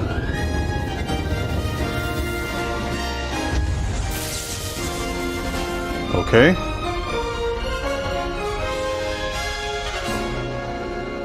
Great Scott! I think there's been a serious miscalculation. Wow, wait, you're, what's his name? Back to the Future. I'm Emmett Brown, doctor of physics, not of medicine, and certainly not that quack from Rick and Morty. Yeah, we know who you are, but what are you doing here? I did come back from the future to this precise moment on August 27th, 2020, because it's imperative we launch Surgeon Simulator 2 right now. And what exactly do you have to do with Surgeon Simulator? They brought him in for Surgeon Simulator? Are you kidding me? University invented a state-of-the-art medical training facility, otherwise known as the Surgeon Simulator Training Program. Now, 7 years later, we've digitized the experience. It's unbelievable. You can access the program through your computer and then be medically trained from the comfort of your keyboard. And it's available as of, great Scott, this very moment. Tonight, I want to world premiere a few examples of some of the incredibly successful test subjects who have already completed the course. So you're saying a world premiere will save our future? Only time will tell. And speaking of time, I'm off to another world premiere, Avengers 26, The Return of the Son of Thanos. Yeah, I thought some Back to the Future shit was about to happen, and then no, Surgeon Simulator. Race in your hands. Just make sure you play Surgeon Simulator 2. Now, doctor's orders. Great.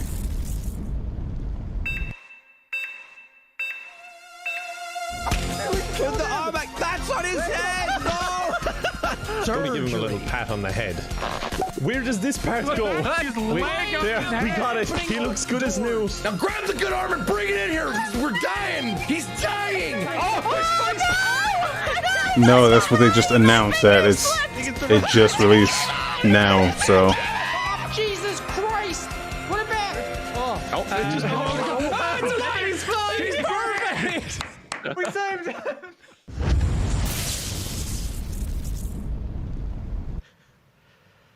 Doc Brown introducing Jacksepticeye playing Surgeon Simulator, only on opening night live. All right, well, if you thought that crossover was kind of crazy, wait until you get a load of this next game announcement that I don't think anyone probably saw coming. Check this out. why do that? Why do that? The fuck was the point of that?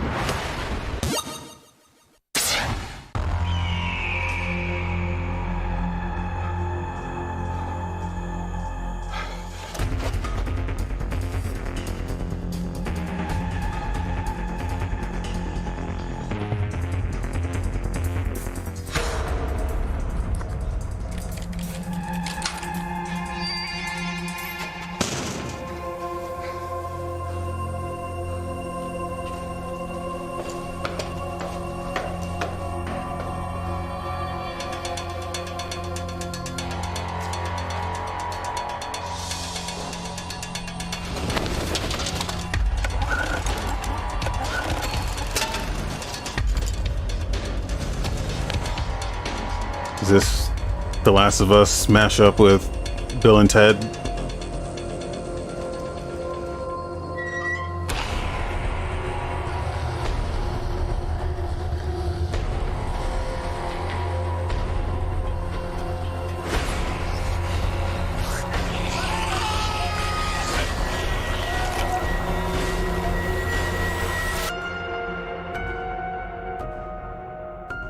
No, even better.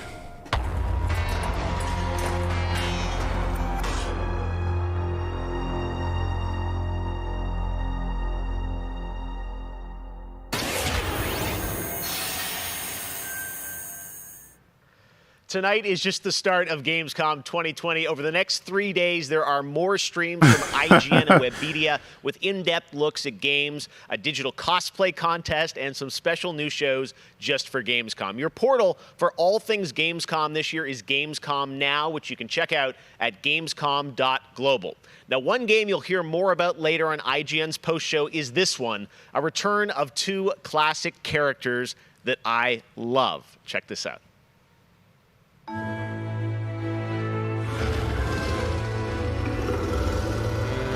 In a world gone strange,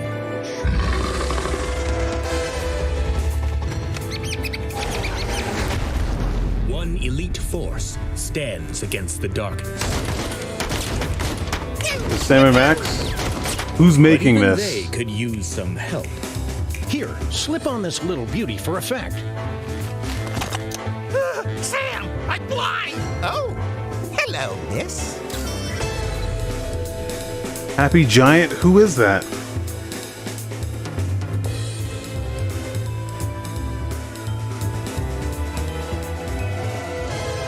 Are they the new Telltale? The return of Sam and Max. Yes. All right. And now it's time to say hello to my wonderful co-host for ONL from IGN. Please say hello to Sydney Goodman. Thank you, Jeff. What's up, everyone? I'm Sydney Goodman, and I am thrilled to be here. Gamescom is always such a fun event, and throughout the show tonight, I'll be telling you about all the different ways that IGN is involved in this year's festivities. But first, I have an award to announce.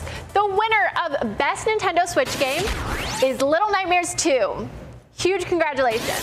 Wait, what? Awards? Like I said, IGN is going to be here for all of Gamescom with great shows such as Gamescom Studio, where you can find me and my co-hosts for all I don't know day if they got long games revived. content, interviews, dev talks, and more.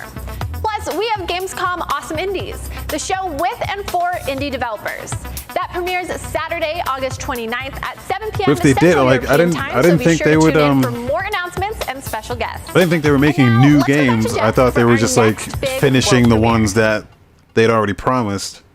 Awesome. Thank you so much, Sid. We are so excited to see what's in the Gamescom studio and also Awesome Indies. And I'm going to be on the Daily Show tomorrow, so looking forward to that. All right, well, on to our next game. In the next World of Warcraft expansion, players will journey beyond the mortal world of Azeroth to a place where no living soul has set foot before. the Shadowlands, the afterlife of an entire Warcraft universe. The infinite realms of the Shadowlands are watched over by different factions, known as covenants, each holding dominion over a different aspect of the afterlife. And depending on how someone lived their mortal life, they may end up as part of one of these covenants when they cross over into the Shadowlands. Today, we're excited to give you a closer look at the noble and pure Kyrian Covenant from the realm of Bastion, who are charged with carrying the souls of the dead into the beyond. So sit back and get ready for the world premiere of Bastion, the first in Blizzard Entertainment's new 4-part series of animated shorts called Afterlives. You're putting Bastion in World of Warcraft now? OP.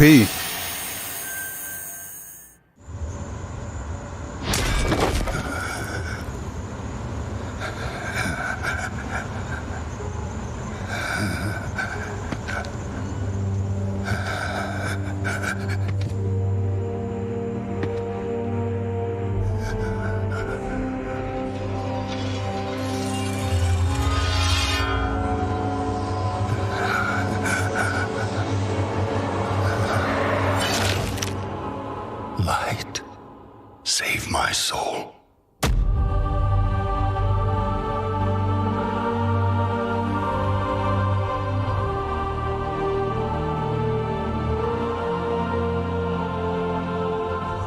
Uther. Where am I? Welcome to Bastion. You led a truly selfless life, and for that, you have been chosen. Chosen? To shed your mortal burdens and join the ranks of the Ascended, serving to ferry the souls of the dead unto the Shadowlands. This is trash so far. Light, and my work is not done. There is an evil that must be... There is no evil here. The darkness was sealed within the Maw long ago. You're wrong. He destroyed my home, murdered my people and my king. He must be punished. You are an aspirant now. You must accept your new purpose and purge yourself of this desire for vengeance. What I desire is justice. Devos, why are you training this soul? It is beneath your station as a paragon. He cannot let go. He continues to demand retribution for his death. And this concerns you?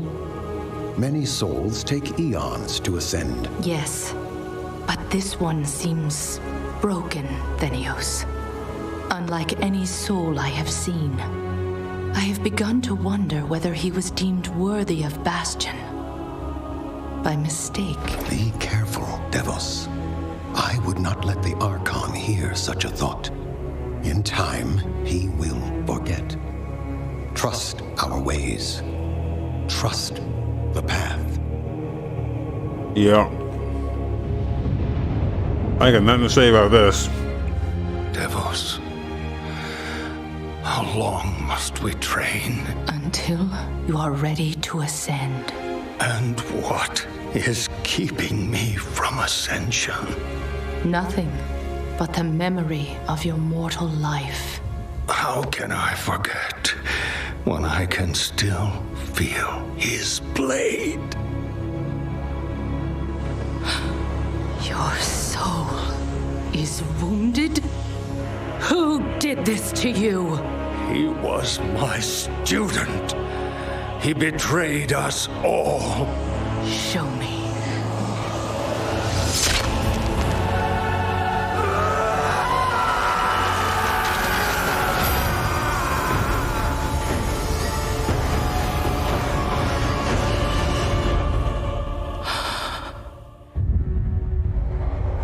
The runes on his blade were unmistakable. This dark agent runs free on a mortal world with the power of the Maw itself in hand. Our realm is imperiled. Impossible. The Maw is inescapable. Hey, you know there's someone out there who's going crazy for this. If he had purged his life, we never would have known of this calamity. The path is flawed. Enough! The order of the Shadowlands depends on the execution of our eternal charge. You will abandon this course. Someone's out there like, yes, finally. Command, my Archon. Bastion, finally.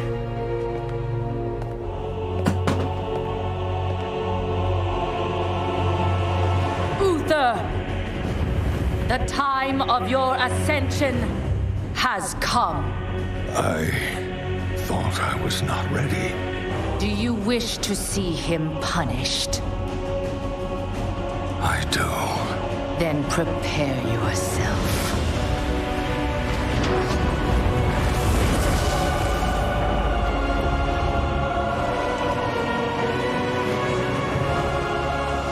The moment he falls, we will claim him.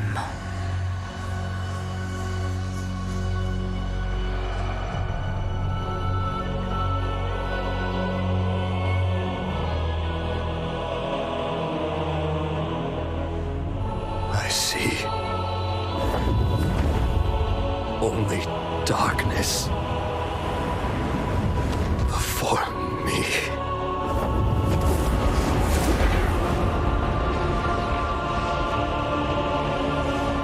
Now, cast him into the maw.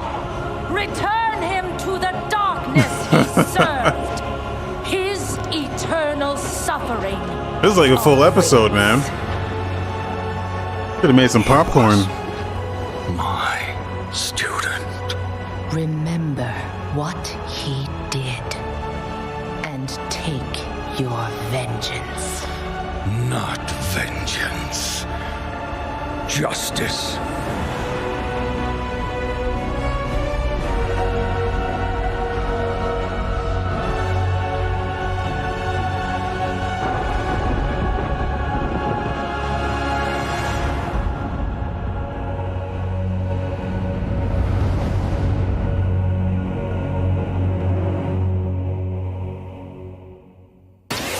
Great. All right, hope you guys enjoyed that exclusive look at Bastion. Now, we know many of you can't wait to experience Shadowlands, and our friends at Blizzard want you to know the wait is almost over. There's more? Yep.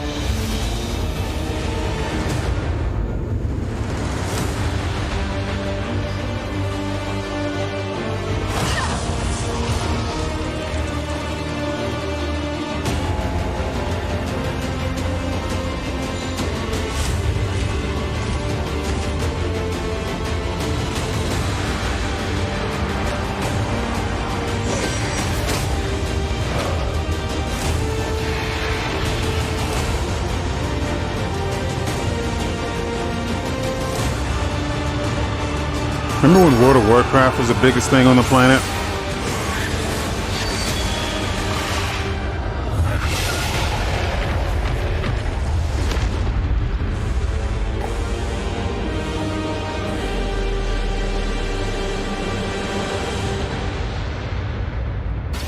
$10.27. October 27th, it is official, and we have so much more opening night live still to go for you. Ratchet and Clank, PlayStation 5, much more. Stay tuned. All right, but now it's time for the announcement of a new universe that is coming to gaming for the first time. And then it became with a Dota. project from a Canadian studio. Check this out.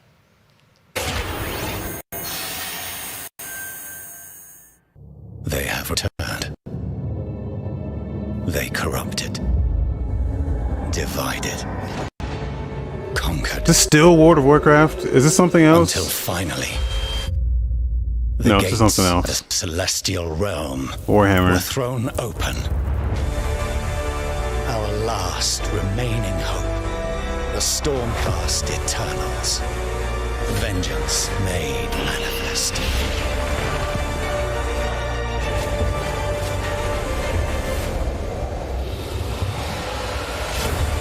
Unbound. will take back what the dead have ravaged. Warhammer Stormground.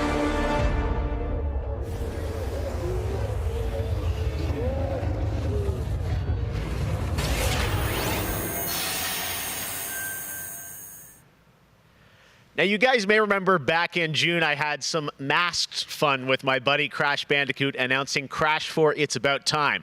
With the game coming in October, Crash, of course, had to come back for opening night live. So let's bring him out, everybody. Crash Bandicoot. What? He's where?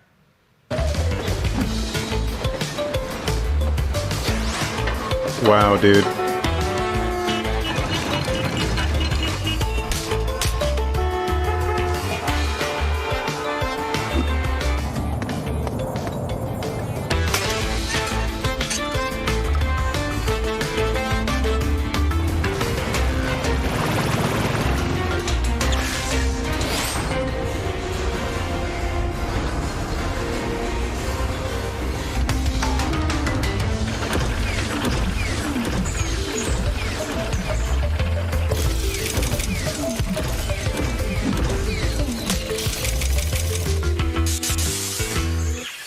Poor Crash apparently didn't get the memo about Gamescom. But to tell us more about what we just saw, I'm Did that joined cut too? by Lou Studdert from Toys for Bob. Lou, what did we see there with Crash and the Gamescom bot? Apparently you saw him wandering around Cologne, but what he was hinting at was kind of our reveal of what we call flashback tapes, which are a brand new style of level that we are announcing here today. Okay, so how do these flashback levels kind of play into the overall Crash 4 narrative? Yeah, so the way that the flashback levels work is that they are kind of a peek back in time to the 90s when Neo Cortex was actually testing on Crash and Coco before the events of Crash Bandicoot 1. And they're kind of these devious puzzle rooms that we've made, and they're really hard, and they're really awesome, and they're super creative, and we can't wait to get people's hands on them. Yeah, no, I got to play a demo of this a few weeks ago, and that was a challenge, so I can't imagine how nefarious these are. How are they going to be sort of integrated into the game? Are they optional, like offshoot stuff, or how do you get to them? Sure. So players actually have to collect the flashback tapes in the levels themselves. They're an object that they can pick up, and to actually pick them up, they have to reach them in the level without dying. It's kind of our homage to the death routes from the original trilogy. So players have to reach these objects in the level, pick them up, and then once they get them, they'll get access to these unique levels. So beyond the pure challenge, what other fun? How are these fun for players to kind of experience, and what do they get to do in them? Sure. So one of the things that we did was we actually used these as, like I said, puzzle rooms, really kind of fun, nefarious, devious ways for Crash to really express that pure platforming kind of aspect of gameplay that we know and love about the franchise. But then narratively for us, it was really cool to layer in kind of a unique perspective. Well, that's what he said. To He the said franchise. he said they're super hard. Cortex is really excited about the prospect of Crash being on his team, because Crash was originally just to get to them, you have to Cortex, and so this is a you have weird to point do in it time without that's never really dying, been explored just to in get the it. games before. Awesome. All right. Well, Crash 4, It's About Time looks phenomenal, Lou. We cannot wait to check it out in October. Thanks for joining us. This interview shit is like awesome. All right. Well, we will be too right much. back after this for more. It should just be Gamescom trailer, opening trailer, night live. trailer, info, trailer, info. Here's the thing, trailer. Like, they should just be loading trailers back to back. Terror. The unseen predator.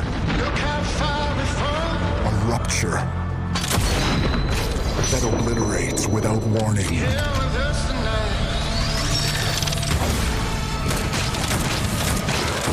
Alone, the hordes of Enoch will fall before me. Think this is Warframe? But together, No, it's not. entire planet Definitely not. fear us. The anomaly alters us, each in our own ways, yet we are drawn down the same road into the dark heart of creation. 'Cause I feel the way you feel. Yeah, I kill the way you kill. We will find the source, whatever it holds. whatever it takes.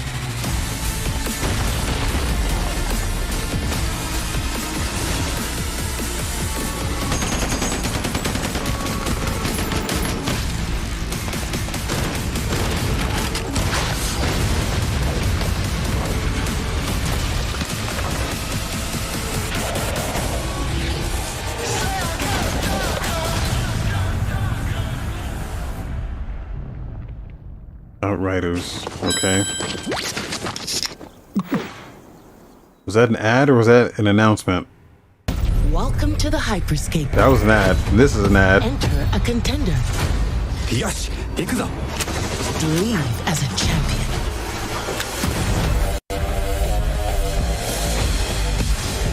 This is it. Dude, I hate this game.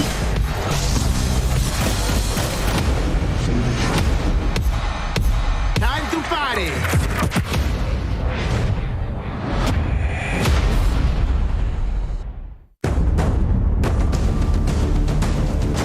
Oh shit, here we go.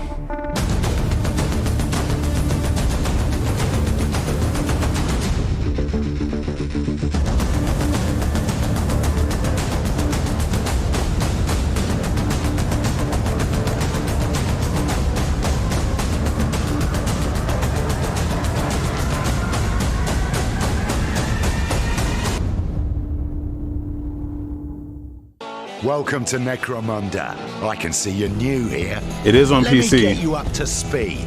The Underhive's named well. A sprawl of humanity suffering away like ants. Deep underground where we ain't causing trouble for the rich boys and girls, no matter how loud we are. And do we ever make some noise? Every Orlok says they could shoot the tail off a lashworm and they'd splash your head from 20 paces for saying they couldn't. I don't want to say immortal, but when their armor, blood, skin and will are of iron, it's a potent combo. Why would someone like you want to know about an all-female gang of psychopaths, drug dealers, killers, cloners and... Oh, makes sense. And Escher will cut you up just for the fun of it. Goliaths are big. That's it. Anything smaller than them doesn't deserve to live. And they're just as happy filling you with lead as they are smashing you to pieces with a power maul. Now, mixing that whole pot together in a place like this, you can imagine what happens. Chaos, gang warfare, for wealth, for power, hell, sometimes just for fun. So, think you're ready? Necromunda Underhive Wars comes to PlayStation 4, Xbox One and PC on September 8th. I don't even know what's the game there. O futuro dos jogos, além de realidades virtuais extremamente fidedignas e realistas, eu acho que também se encontra em formas mais expressivas e absurdas, quebrando cada vez mais esses paradigmas de formato de videogame que a gente tem e sendo usado mais do que nunca como uma ferramenta de expressão artística. I envision the future of gaming to be quite bright and quite online. The next generation of console will clearly allow AAA and indie developers to build more creative-driven games that I hope will cover more diverse subjects. I want to play all kinds of stories about people and places, both real and imagined. I want comedy games, I want autobiographical games. I really want to see what people can do with the medium. Pro futuro dos games, eu vejo uma evolução obviamente gráfica, mas eu vejo ainda mais evolução na inteligência artificial e na maneira com a qual a gente interage com os games, tudo em busca de experiências mais imersivas.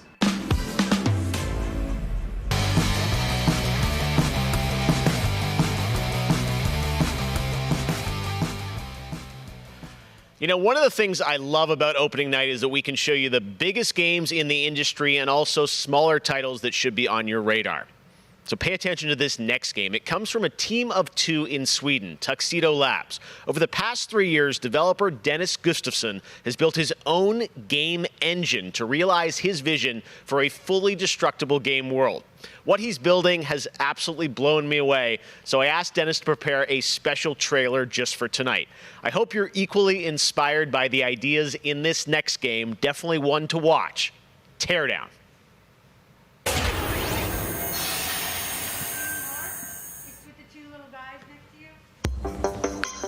I'm more excited for the indies at this point. See what this is.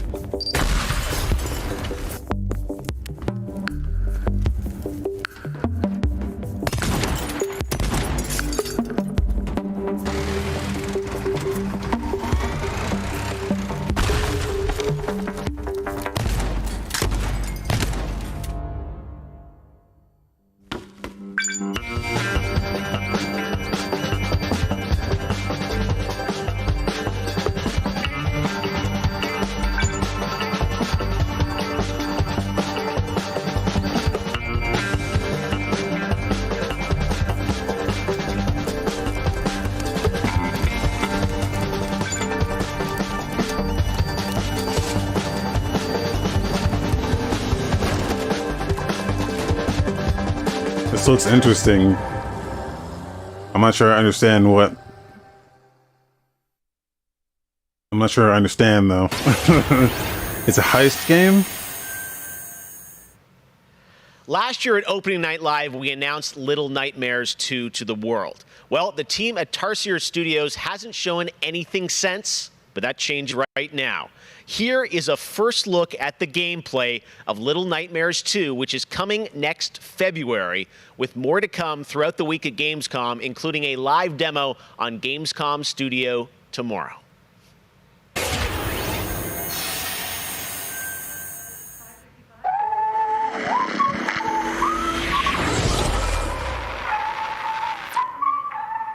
Nice. All right, thank you.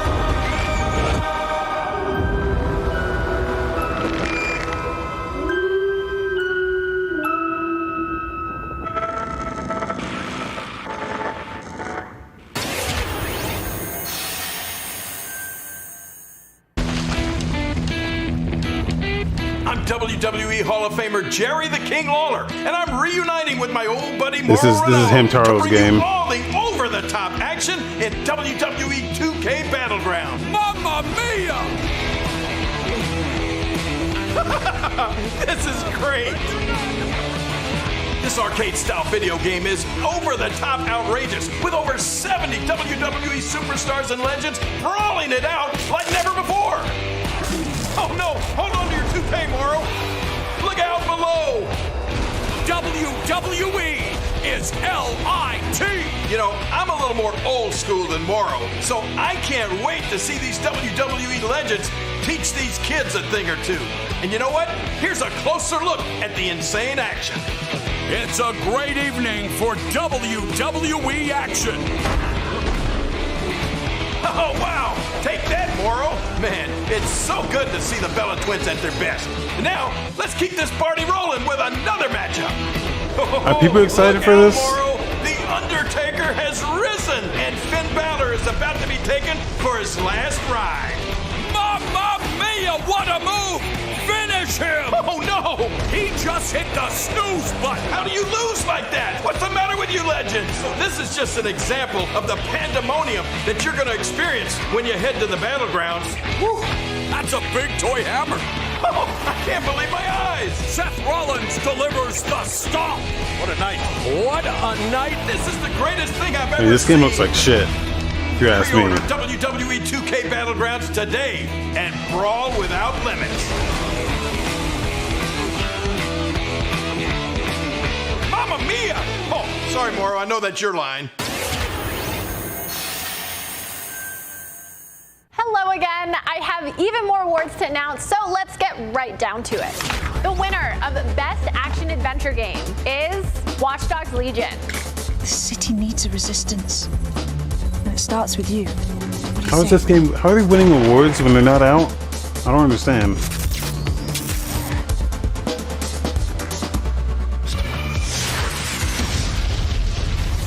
I'm the perfect shot. The winner of Best Action Game is Star Wars Squadrons. Who's played this to know that? Think you can escape? This is gonna be close.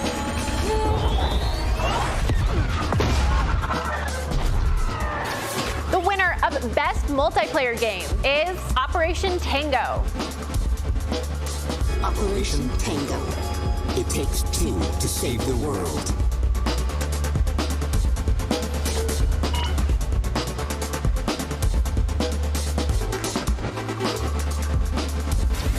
I used to be an explorer. The winner of Best Indie Game is Curious Expedition 2. Did not believe what I had witnessed. It was time for the world to learn my name. Congratulations to all the winners.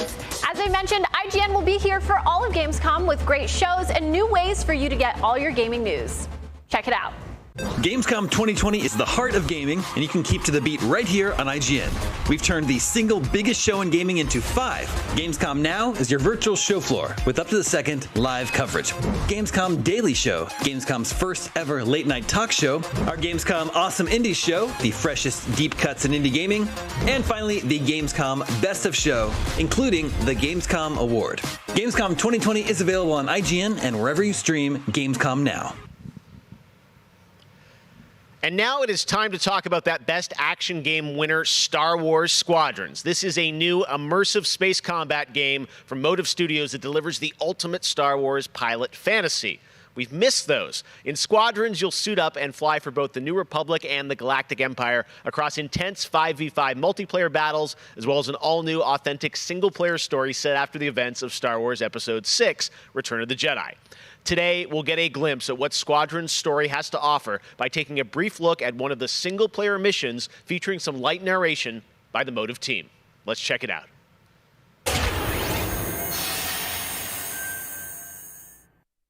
We all choose our path, light or dark, freedom or destruction. The Empire chose to destroy Alderaan in order to spread Have you seen any gameplay and for douse this the yet? fires of rebellion. But the Is that what heroic we're about to pilots see? of the Rebel Alliance have chosen to keep fighting, to show the Empire that we are not afraid. It was their bravery that ended Palpatine's reign and brought about our new republic. However, the Empire lives on, shattered though it may be. As I speak, Imperial forces are edging toward the Bormir sector, hoping to end our new republic before we find our footing. As their empire collapses, they try to tighten their grip.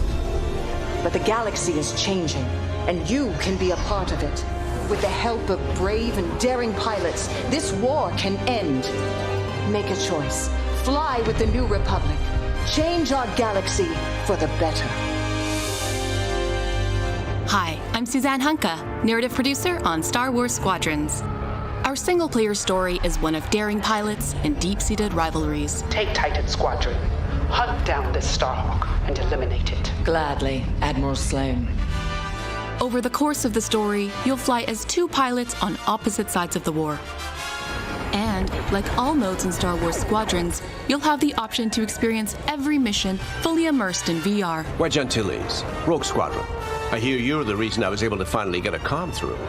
Today, we're giving you a glimpse of an early Imperial mission behind enemy lines. One of our spies, Agent Thorne, has discovered vital intelligence on Project Starhawk. Your mission is to extract her This game from could an be orbital good. outpost above Hosni and Yeah. Prime. Just about to Behind say that. enemy This could be lines, you'll good. have to eliminate perimeter defenses. The outpost is defenseless. When you've secured the area, you will escort the Gladius to the outpost, and our extraction team will acquire Agent Thorne. Once Thorne is secure, reach your Gozanti cruisers and return to the Overseer. Cover our escape and escort us to the jump point. We have Republic corvettes inbound. Move, Titan! Ladies, change course and keep Agent Thorne safe. Titan 3, take out those fighters. Understood. I'll handle it. You have my thanks, Titan Squadron. No time to celebrate. Move on.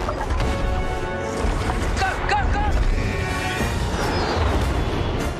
Each mission will immerse you into the escalating conflict between the New Republic and a shattered empire. Debrief with your squad mates between missions. You're our new wingmate. Customize and master all 8 starfighters and join the galaxy's finest. I need you focused and ready to go. From bombing runs at the Nadiri dockyards. It looks like VR as fuck. It looks like you'd never move. Story of these rival It squadrons looks like you will push just the war sit to the in brink one spot and define just the like galaxy for years to come. have things happen to forward to you seeing instead of Win like Combat doing October things 2nd. yourself. You know what I mean?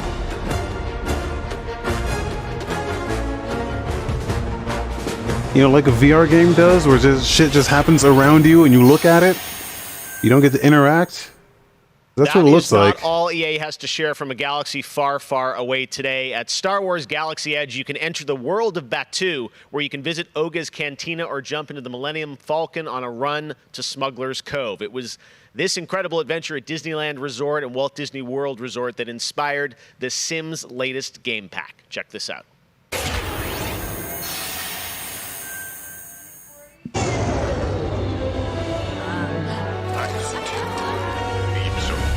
He's actually talking about Disney. Like, that's exactly what it looked like. It looked like a Disney ride.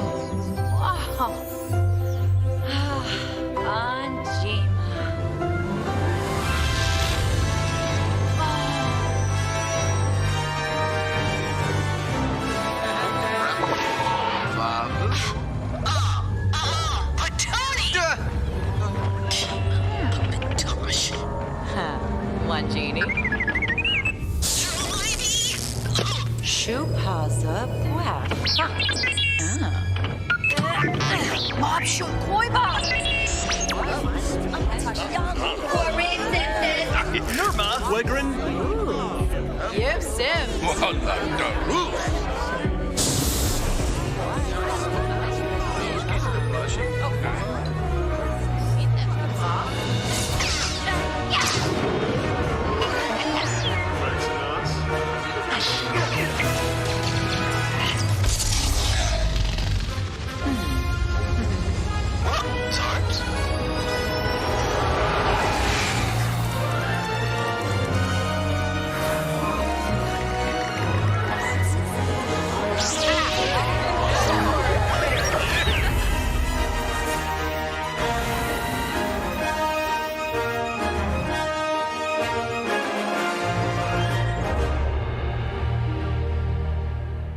Great.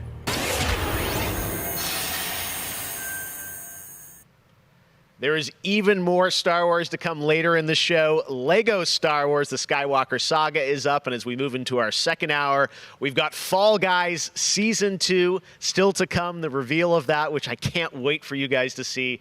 And of course, a gameplay demo of Ratchet & Clank Rift Apart for PlayStation 5. But right now, you might remember this next game from Annapurna Interactive from last year's Microsoft E3 event. And today, I'm excited to share a new announcement from the team. This interactive thriller about a man stuck in a time loop is one of this year's most intriguing indie titles. And now they've added an absolutely all-star cast to the game. What, like 13 Here's minutes a whole or new something? look at 12 minutes. 12 minutes? Gave him an extra minute.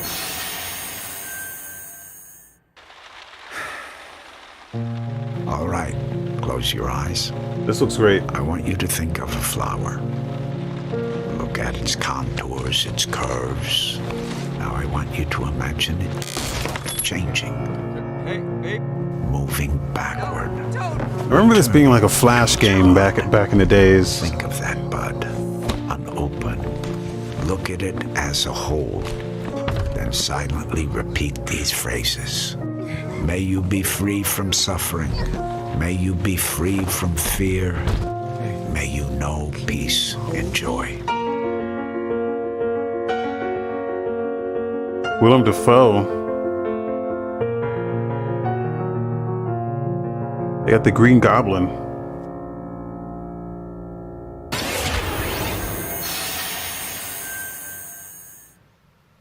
That's going to be a really special indie game. So glad to announce that here on the show. Now, last year at the Game Awards, we announced Godfall, a new looter shooter coming to PlayStation 5 and PC from Counterplay. Tonight, we've got a quick sneak peek of one of the new Valor plates with more footage coming as part of Gamescom 2020. Check this out.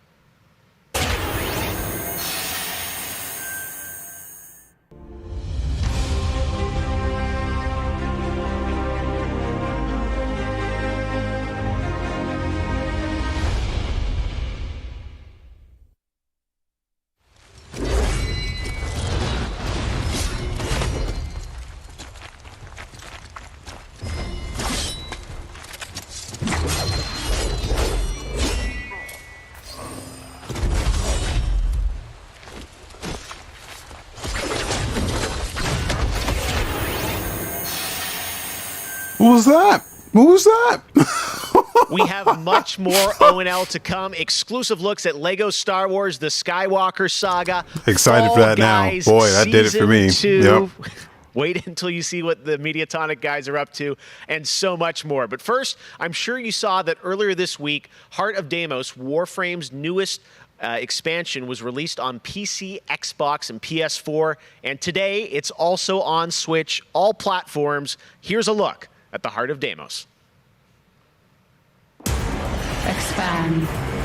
This is Warframe. Tear the veil asunder.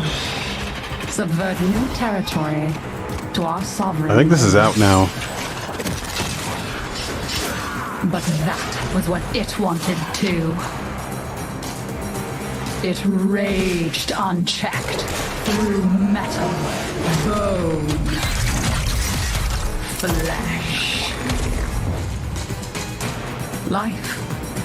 We are infested with it.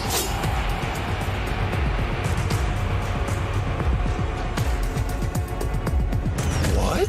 Visitors? Now, the gateway is failing. The jaws close. The final heartbeat approaches.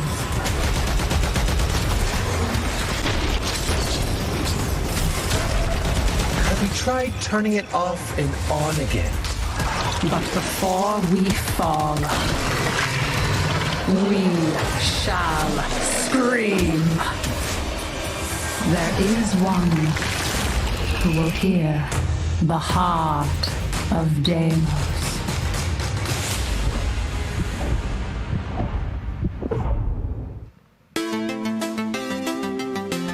So many people have been discovering or rediscovering video games during lockdown, whether it be older people or bored teenagers or middle-aged parents who suddenly find they have to do something together with their kids.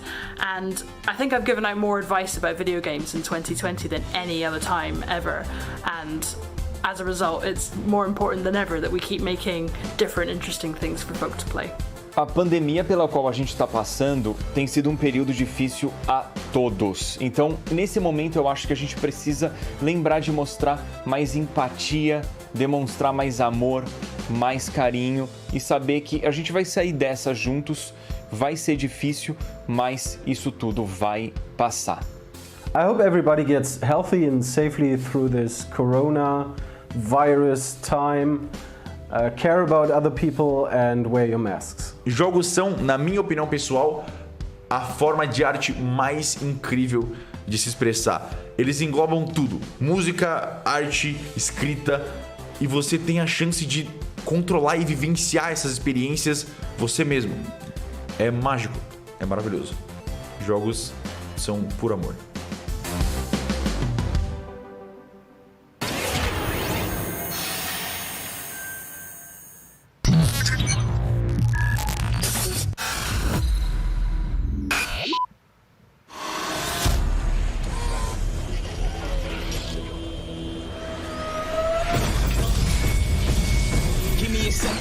Select the appropriate weapon.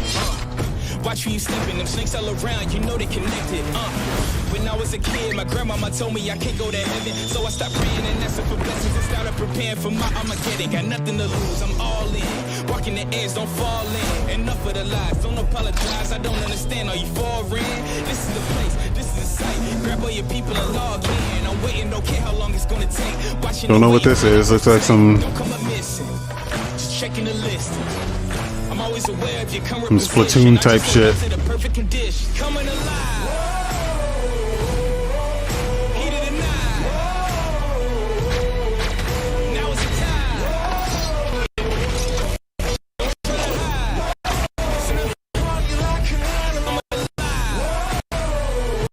That's not me.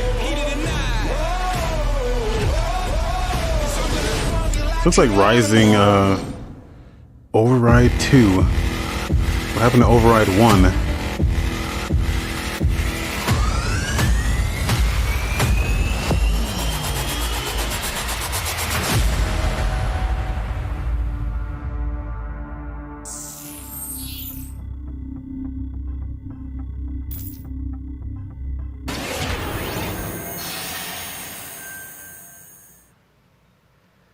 All right, guys, we're back officially into hour 2. We've got an hour more of great stuff to show you. Destiny 2 Beyond Light Stasis. Another hour of this. A brand new look at that. Fall Guys Season 2 and Ratchet & Clank for PlayStation 5 and so much more across the next hour. Opening Night Live continues, and it just is the start of Gamescom 2020. But right now, on September 25th, Mafia Definitive Edition launches, a comprehensive, built-from-the-ground-up remake of the original Mafia. Tonight, we've got the exclusive debut of the next trailer called A Life of Reward Too Big to Ignore, which deals with Tommy's induction into the Salieri crime family. Check this out.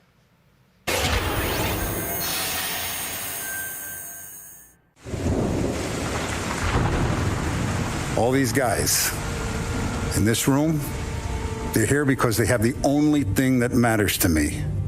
The only thing that should matter to any of us. You know what that is, Tommy? They're loyal. That's right.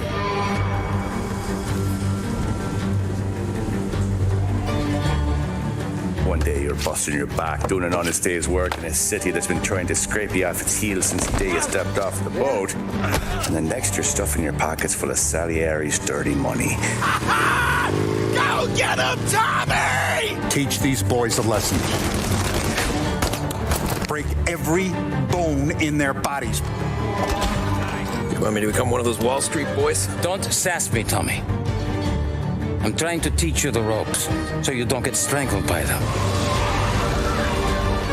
Now you stay straight with me, you're gonna be living the high life, Tom. You abuse my trust. Don Salieri, you won't ever need to worry about me. Okay, then. Welcome to the family.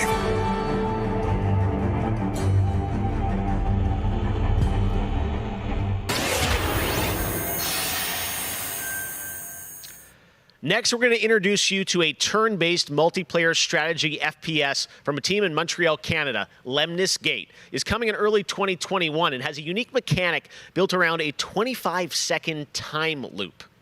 Check this out.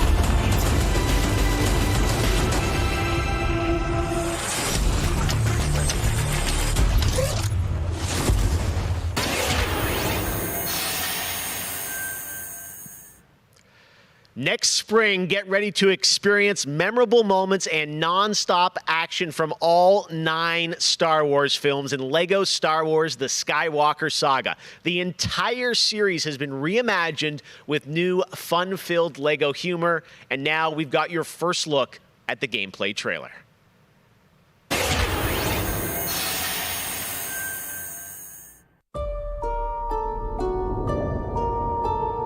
I want to learn the ways of the Force and become a Jedi like my father.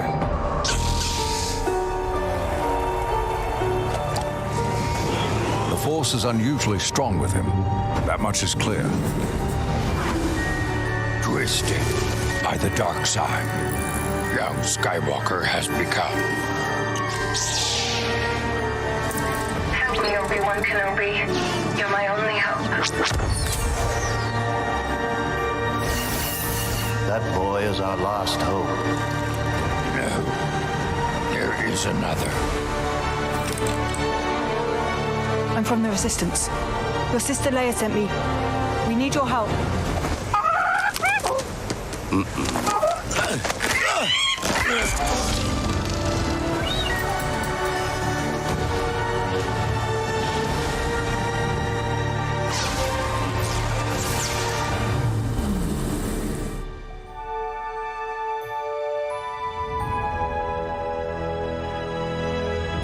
The Force will be with you, always.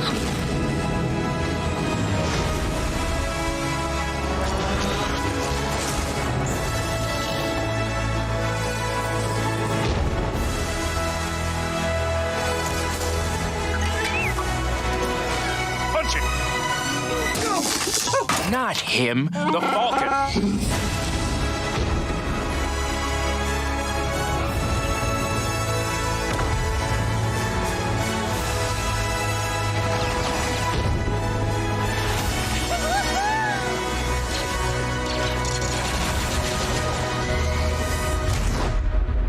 I am a Jedi, like my father before me. So be it, Jedi.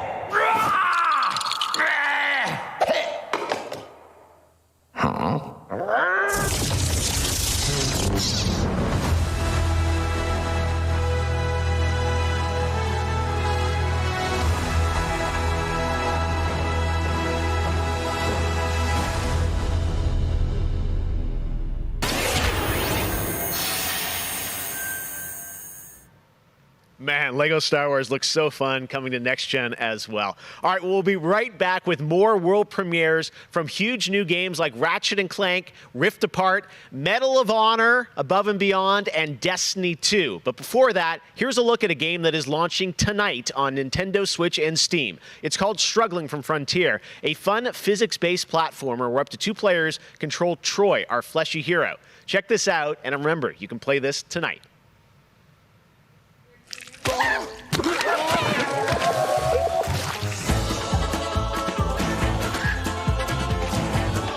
Okay, they showed a little bit of this at the Nintendo thing.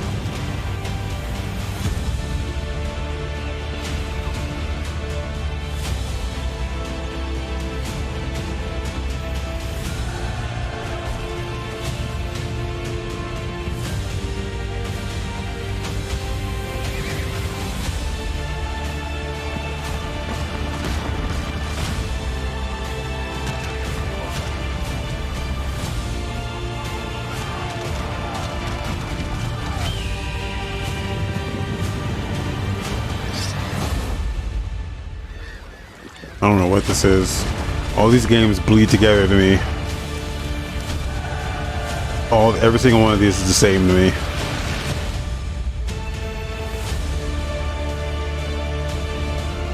Okay.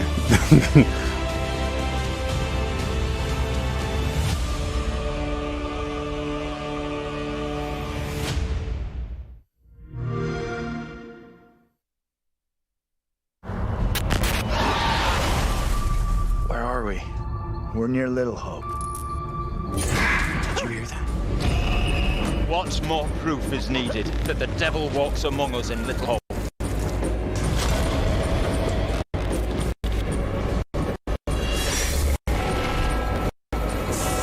Not me. I'm not doing that.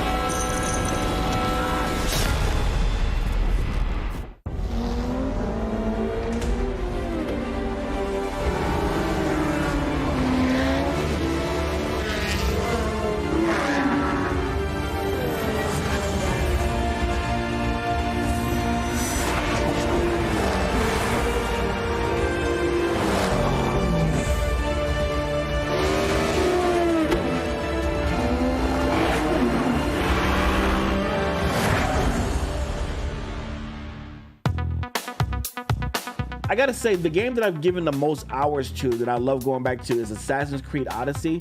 I have to say, since Origins came out, this new reboot of Assassin's Creed, so to speak, that was my first time getting into it, and I have put almost 400 hours into Assassin's Creed Odyssey. At the moment, I enjoy to play Fall Guys with my friends. It's very funny, easy to learn, but hard to master. I have a few games that I binge play, games that I return to every year. Halo, the entire Master Chief Collection, is really a big one for me where that's concerned.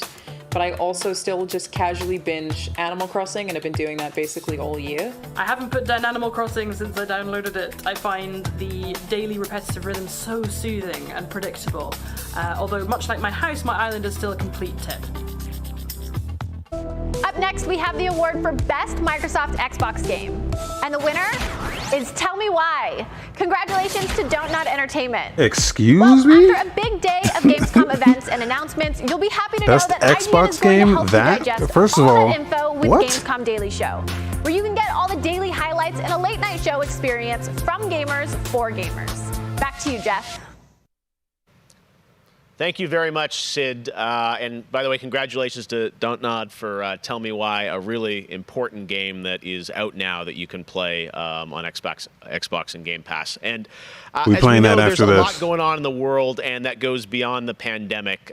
Between social conflicts we're seeing in the news and acts of nature, we can see how vulnerable we as people can sometimes be. And now I think it's as important time as ever to remember to come together and support one another. We are a global gaming community. There are millions of people watching tonight, and I know we're all here because we love games and we know that games are good in the world and can bring us together, and I think we've all felt that in 2020. So I think that's really important to remember amongst all the games and trailers. All right, well, one way as a community we can come together to do some good is the Gamescom Forest. Gamescom has launched a reforestation project by planting a Gamescom forest together with the community. Gamers worldwide can go to gamescom.global and donate to plant more trees. So let's plant a forest together. All right, well, now we're going to move on to another game, and this one was announced back in May. Chorus is a dark space combat shooter where players take control of Nara on a quest to destroy the dark cult that created her, featuring rich, ray-traced 4K 60 FPS environments on next-gen hardware. Here is the first look at gameplay from Chorus.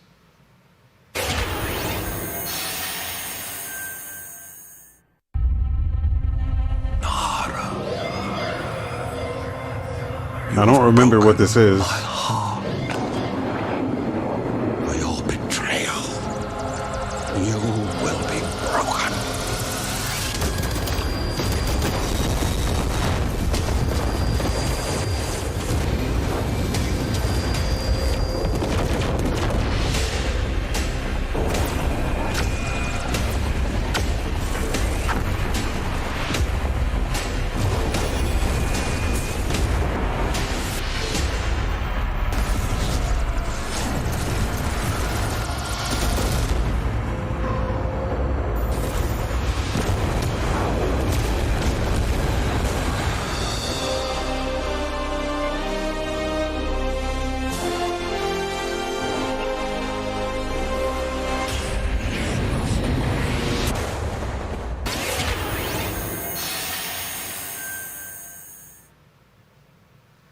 How many crowns have you won? If Fall one Guys, game great. has defined the summer of 2020, it absolutely is Fall Guys from Mediatonic in London and Devolver.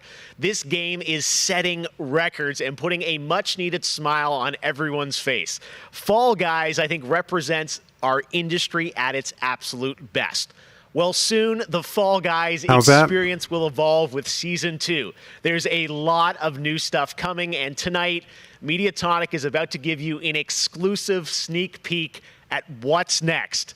Get ready. I think the internet is about to freak out. Here it is, Fall Guys Season 2.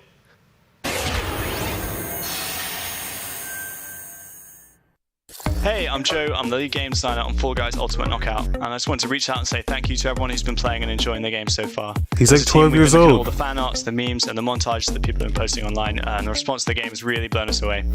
Today, we just wanted to give everyone their first sneak peek at the rounds and the costumes that they can be enjoying as part of Fall Guys Season 2.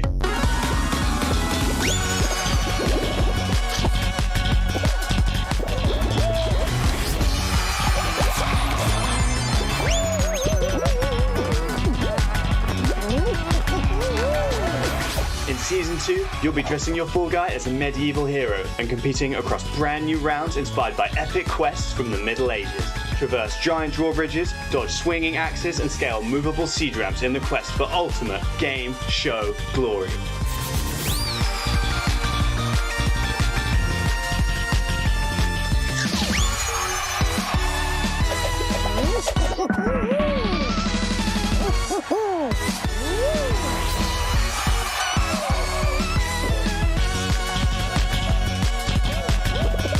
This one looks fucked. That looks fucked, dude. You have to move the boxes.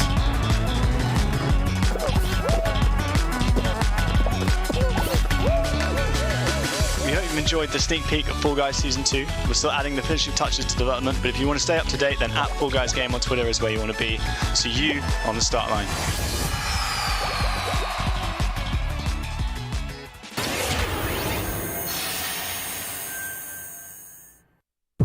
My father has Colorado in the palm of his hand, and he's afraid to close his fist. Wasteland 2. I'm not.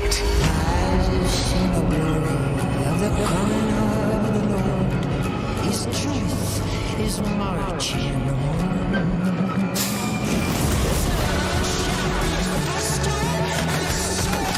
3. Yeah. Did I say 2? Fuck. Liberty's got more brains and cunning than both her brothers put together. She's the only one who could actually run Colorado. She's already tried once. Vic's a depraved child, and Val's a brain without a spine. The years my father wasted grooming them for glory when I was right there.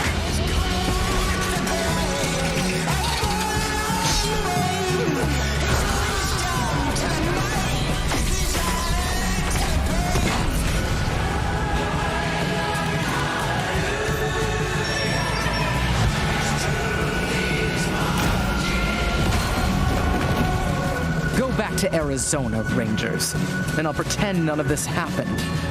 Stay, and you die alone.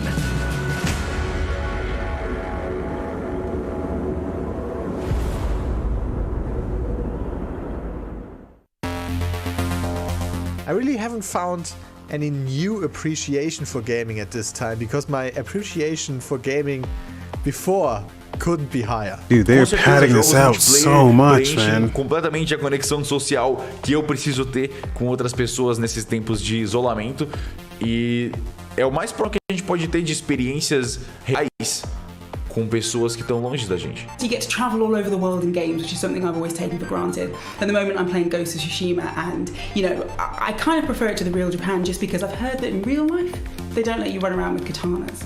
I appreciate games a lot more than films, music or whatever, and it's just fine for me to have the time to play with friends or even with my family, to have a lot of fun. I've been mostly at home with small children, and gaming is the only thing that I get to do for myself anymore. I find it's not only an escape, it's also a way to challenge my brain. Gaming is becoming clearly more important for a lot of people. You know, play is a natural instinct, and from Animal Crossing to The Last of Us Part 2 or Ori, yes, it's definitely an incredible time now Yes, Ori. to be a gamer, yes. Absolutely.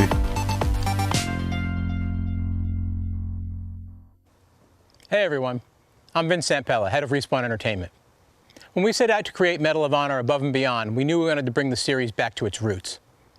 The Medal of Honor franchise is known for its powerful and exciting single-player stories that put the player in the boots of a soldier. Respawn's doing Medal of Honor? It's a series that is grounded in history, which tells emotionally authentic stories. Peter Hirschman, who directed the original Medal of Honor in 1999, is back at the helm of this project. You'll hear more from him in just a bit.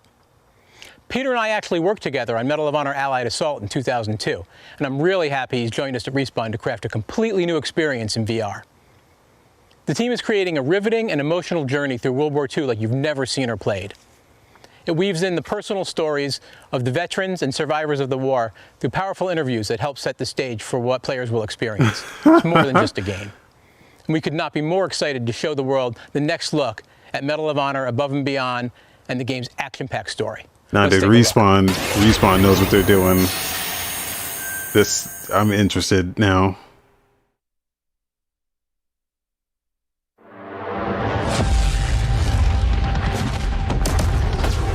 I know this is the first time some of you will see combat. I know you're scared. Let me be clear with all of you. I'm scared too.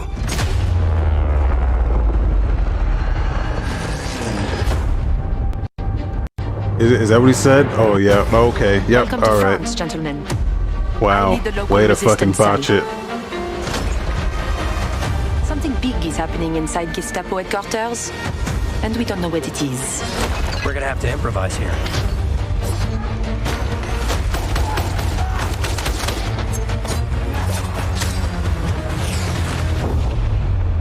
Members of the Resistance are perhaps the bravest people fighting in this war. But you really should stop. There is no future in it. Sorry to interrupt, Lieutenant.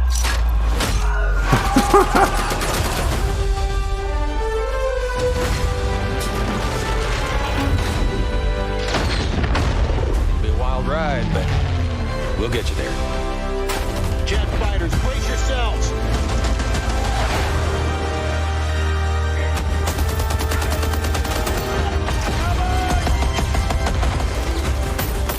Like I said, boom.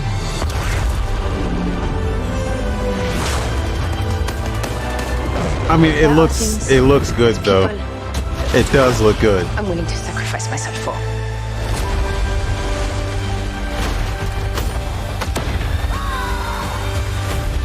Like, I can't say it doesn't look good. Somehow this motley crew has been tasked with saving civilization. God help us all.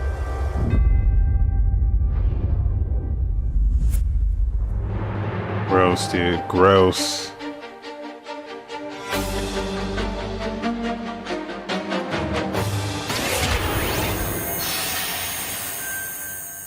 Thank you so much, Vince. That looks incredible. And now we're here with Respawn Entertainment's Peter Hirschman, game director on Medal of Honor Above and Beyond, to talk more about their new VR experience. Peter, I got to say, the trailer really grabbed me. Such an incredible story that you're telling to. Tell us a bit about this single-player experience. What can we expect? Well, Jeff, thank you for having us. That on Facebook the show. shit is going to fuck them up. Representing a whole team back at I bet they didn't Respawn even that's know been about working that. really hard on this, and it's so exciting to premiere the trailer with you. Medal going back to its roots was always about putting the player in the boots of a soldier fighting in World War II.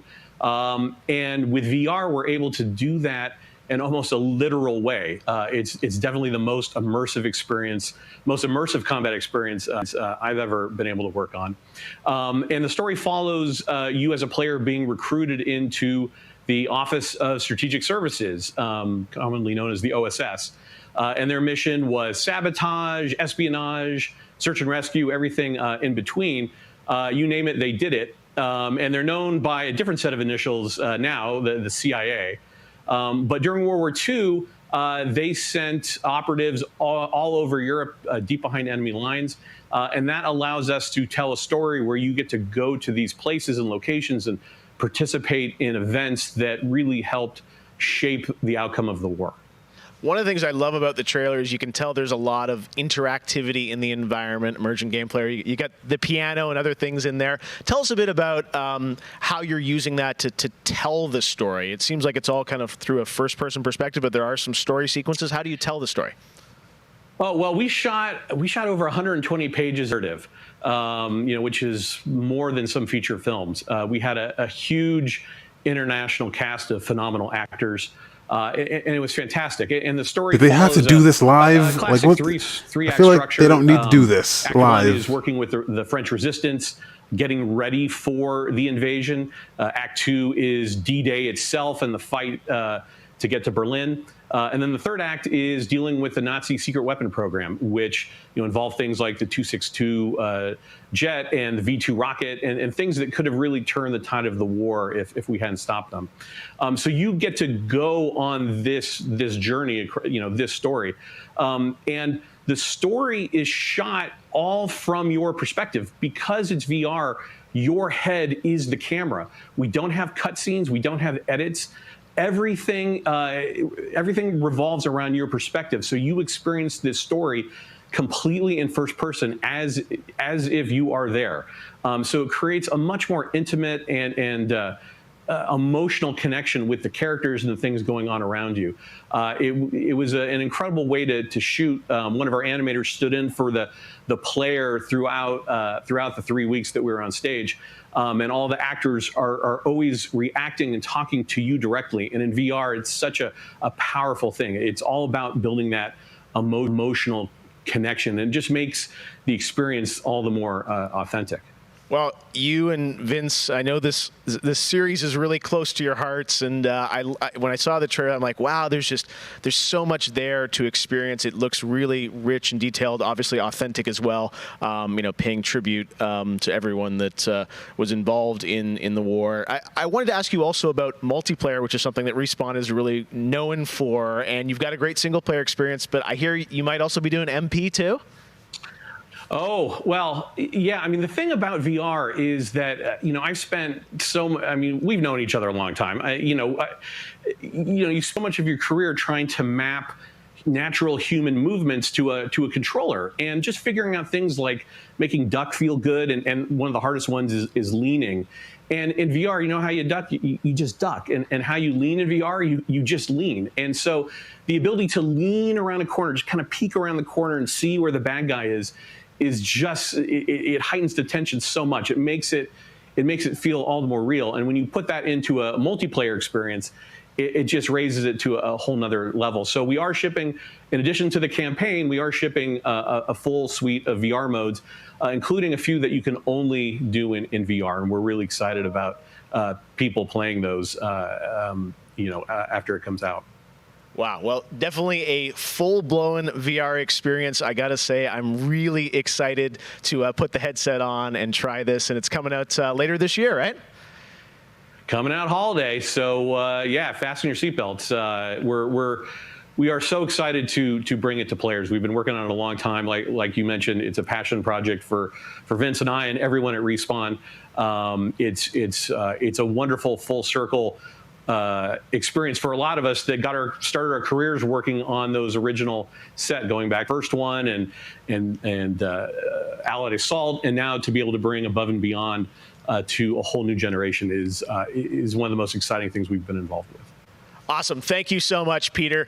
Opening Night Live will be right back. And in the meantime, here's a look at a new game that is launching tonight. Tonight. I know you can see my mouse. I can't hide it, so deal with it. Fractured by the the magic the Vow Keepers said they would protect us from. Spellstorms still rage across the ruins of the Hollowlands. This is proof, they said. It isn't safe. It can't be controlled. Magic cannot be used.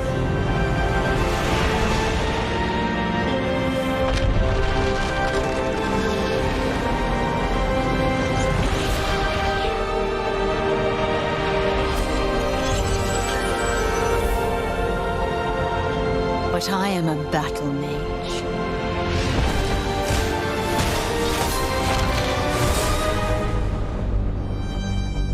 I have broken my vow. And now I fight to break free.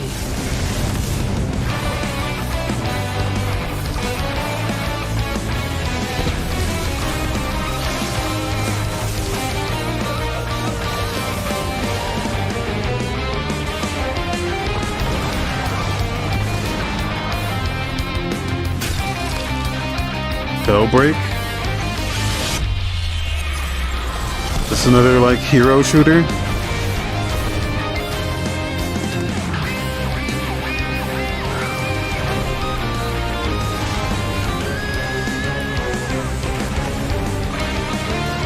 A magic casting battle royale.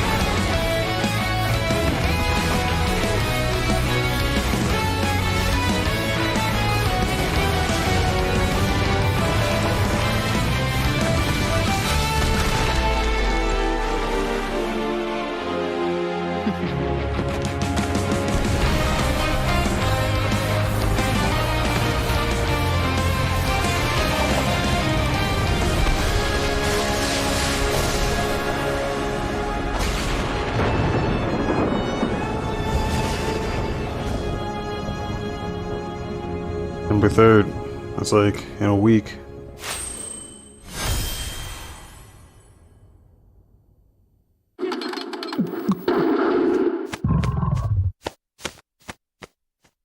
Was that an ad or was that like... I can't tell what's an ad when they...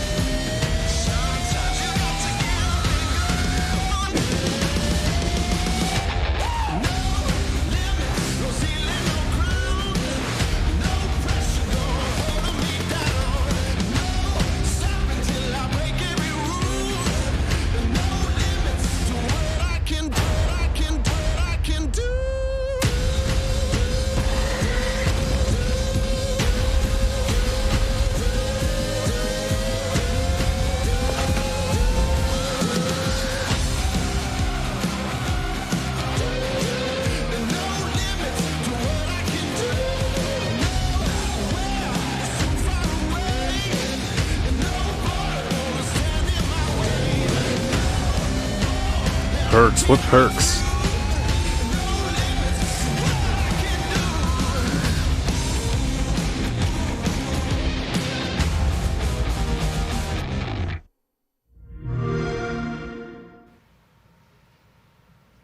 So many great games in Xbox Game Pass, and many of tonight's games are in it as well. Every year at Gamescom, we like to highlight some incredible games made in Germany. And tonight, we have a special announcement about one of the most legendary German games of all time, created by Factor 5. Enjoy.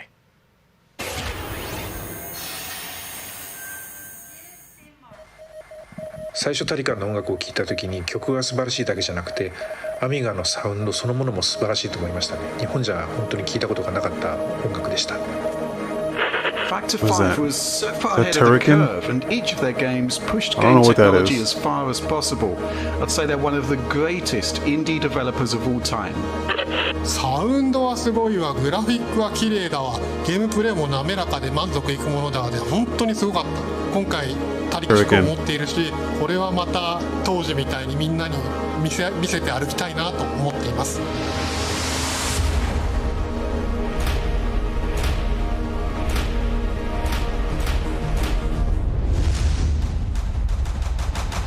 This was the first game that allowed me to completely fulfill my musical vision. It defined my career and the fans have been there ever since. To this day, it's one of my proudest works.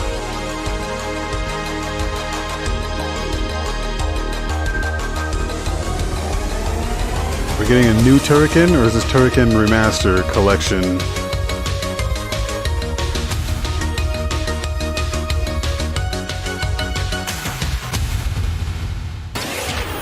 No idea. No info there.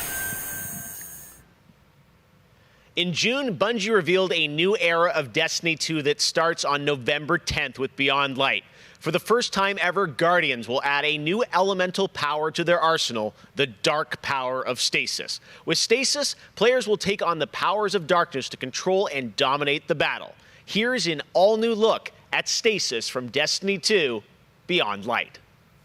I feel like we don't need to see any more of this.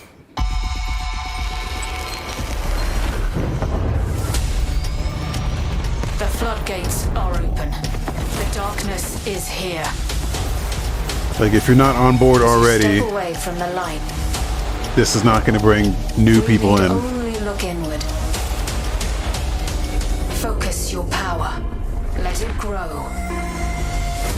Our fight is far from over.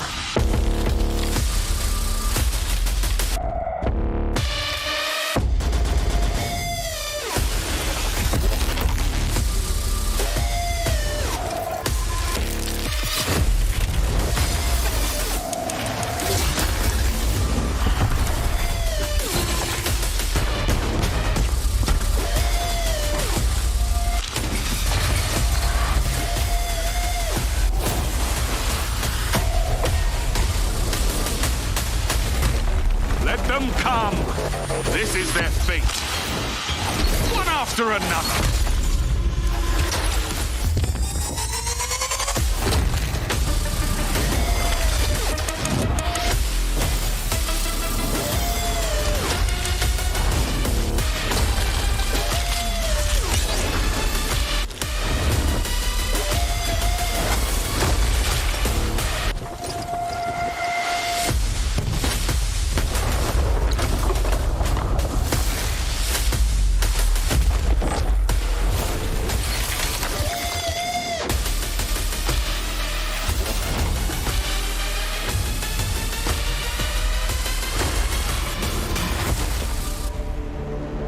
Dude, I'm falling asleep.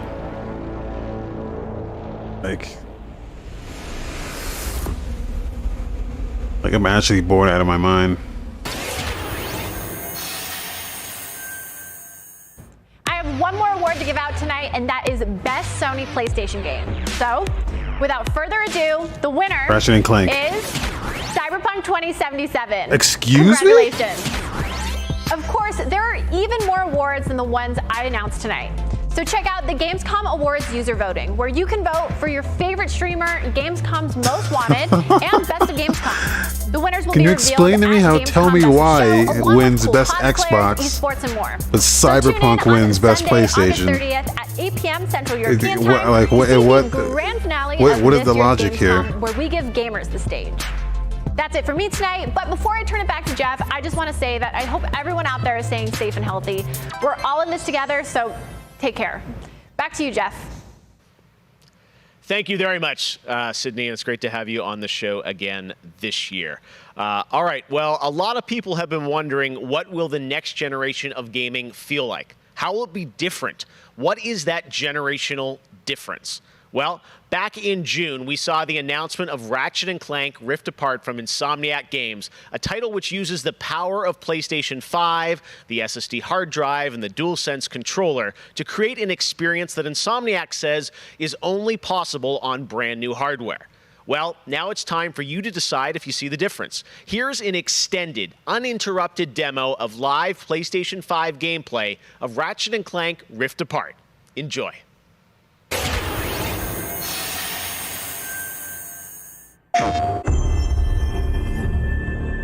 Boy, they've been building this up the entire time, so this better be fucking good. I mean, I already know this is good, but...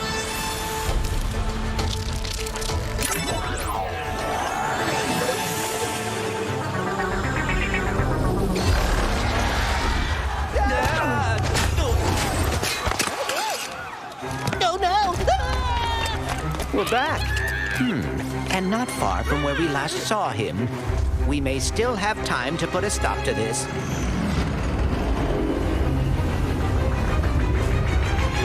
Hey, I think I found the Wombat! Oh dear.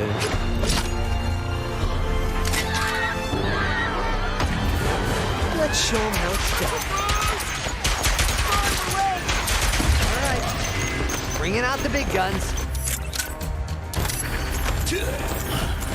This is the only game I've seen at all that says, yeah, this is like next gen. Feels good to be back in action.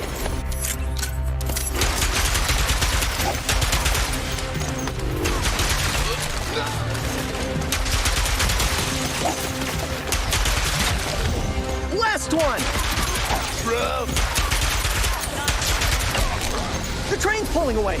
Like all the distant, like all the everything that's going on in the backgrounds. Look at the like the distant scenery and shit. Like there's so much going on.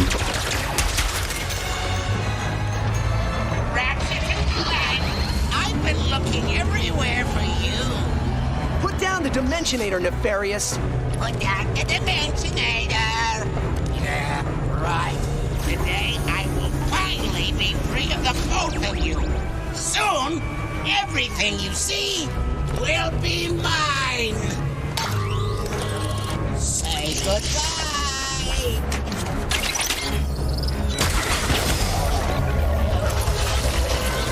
What did you do?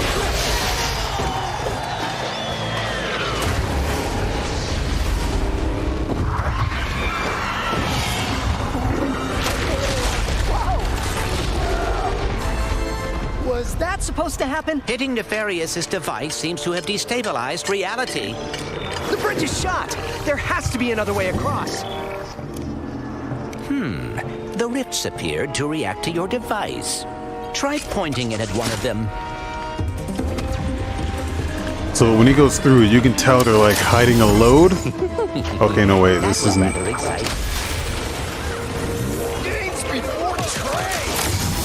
It's when they like jump between worlds, you can tell there's like a slight load screen.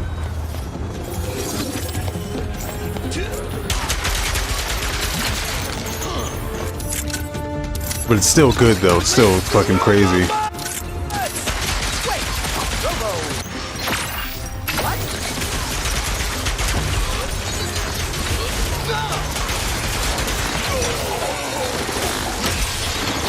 These are Lombacks.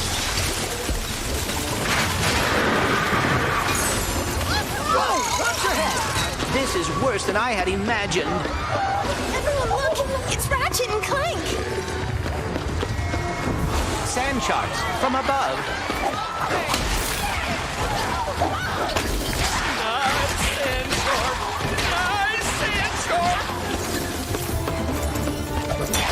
My heroes!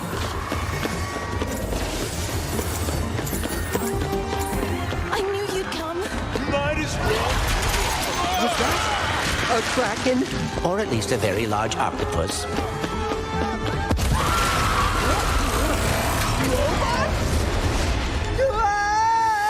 Like right here.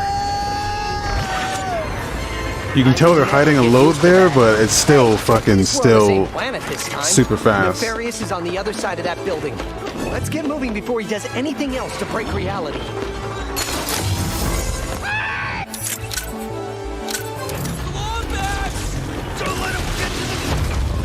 Did Dr. Nefarious really resurface after all these years just to try and take over the universe again? Yeah, I kind of wish he was doing a worse job. He must have more planned than he is telling us. That's what I'm afraid of.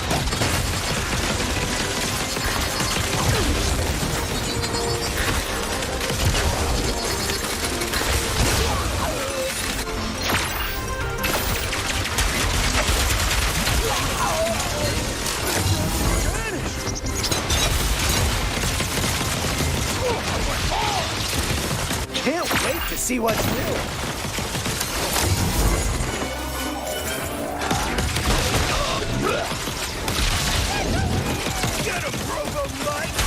More butts?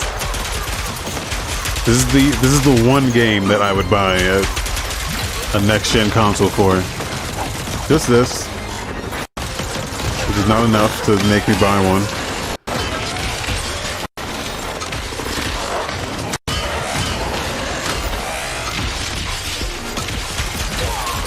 That's all of them.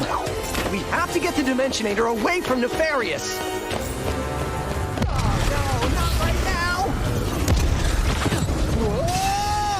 The dimensions are weakening considerably.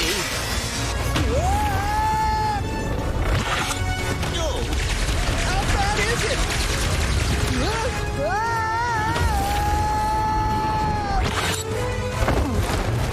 Well, it is certainly not good. Great! Where are we? Beats me.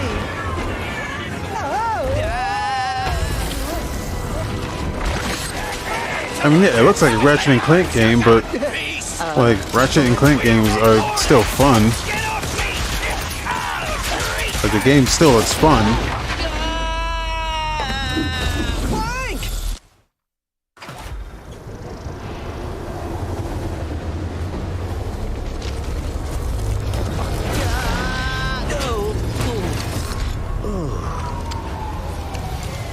Ratchet.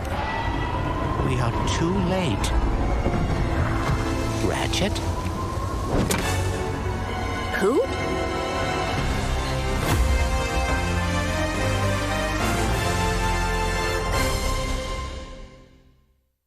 Wow, like the PlayStation.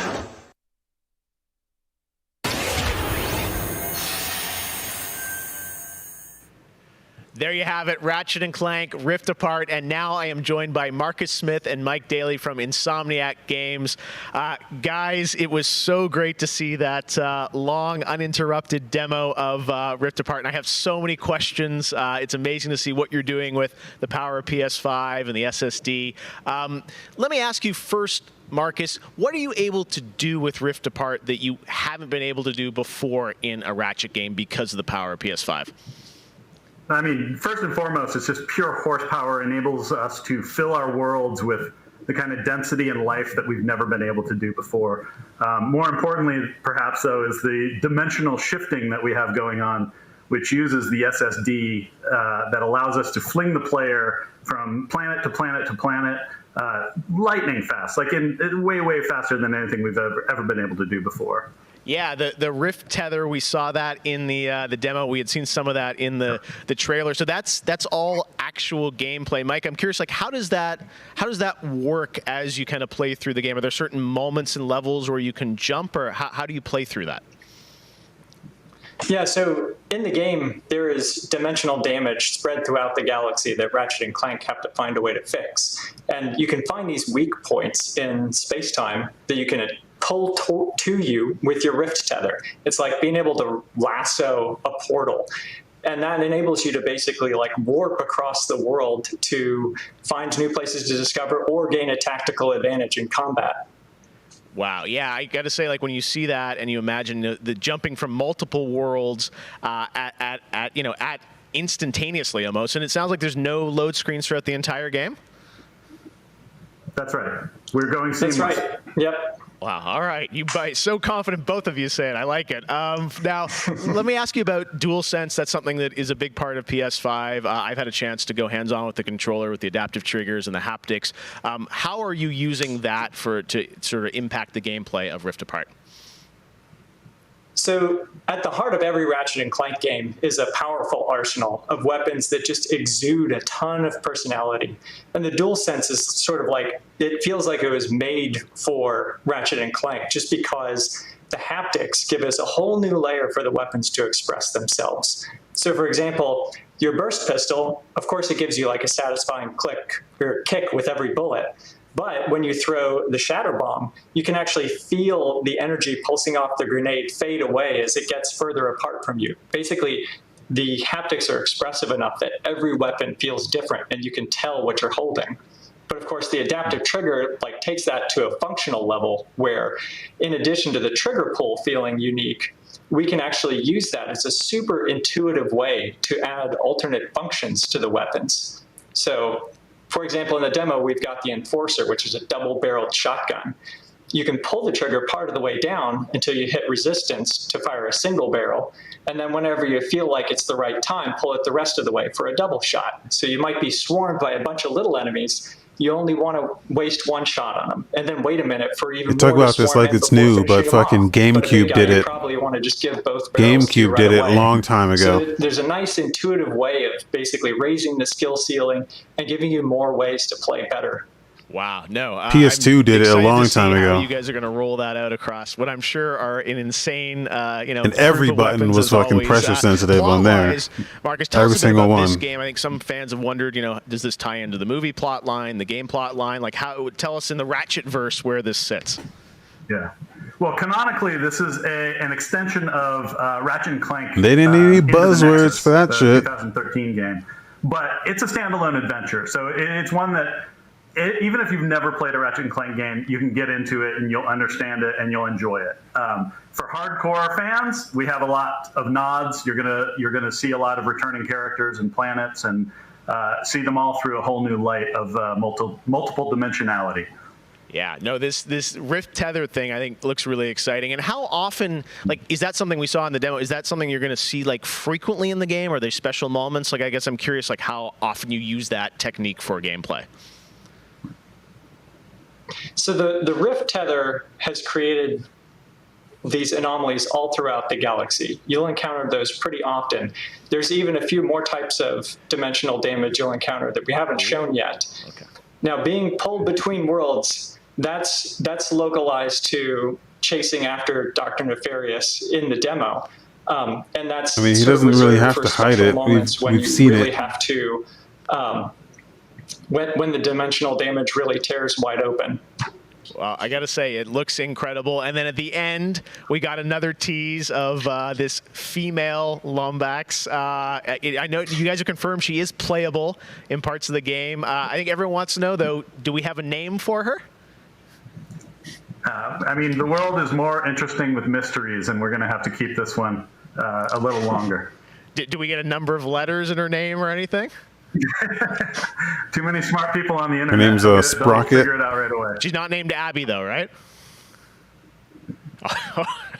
All right, well, we'll have to wait and see what you guys have in store for us. I got to say, it looks incredible. The Ratchet games are always so much fun, and as you said, when you think of the power of SSD and the DualSense all coming together, it looks really exciting. Before we go, though, I think everyone around the world wants to know when we're going to get to play this game. Anything you can share with us on where you're at in development right now? Mike? So Ratchet & Clank is coming out in the PS5 launch window. So we haven't announced a specific release date yet, so stay tuned for that. What kind of window? Is it a big window? So, no, I'm just kidding. All right, that's all we're going to get, I'm sure. Ratchet & Clank Rift Apart coming in the launch window for PlayStation 5. I got to say, Insomniac, we're so excited about what you guys are doing across PlayStation, and the game looks incredible. So thank you so much for all you've done, and we look forward to seeing more of Rift Apart soon. Thanks, Jeff. Take care. All right, Marcus and Mike from Insomniac, thanks for showing us that first look at Ratchet & Clank for PlayStation 5. And that's going to do it for Opening Night Live. Thank you so much for watching from around the world, and make sure to stay tuned all weekend for more live Gamescom coverage at Gamescom.global. As for us, we'll see you later this year for the Game Awards 2020. Our team is hard at work to build a very special live show for you coming in December. We'll see you then. What a waste of time this was, dude. Jeez.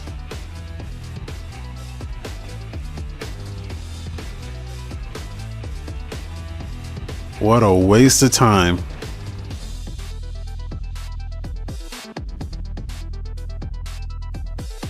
There was not a single thing in there that was like, oh yeah, hell yeah, fuck yeah.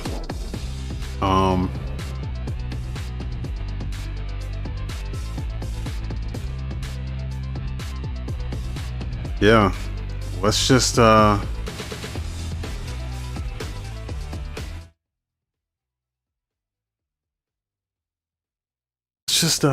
just get into I got Tell Me Why, so let's just get into that. I got nothing to say about this aside from it was a fucking waste of time.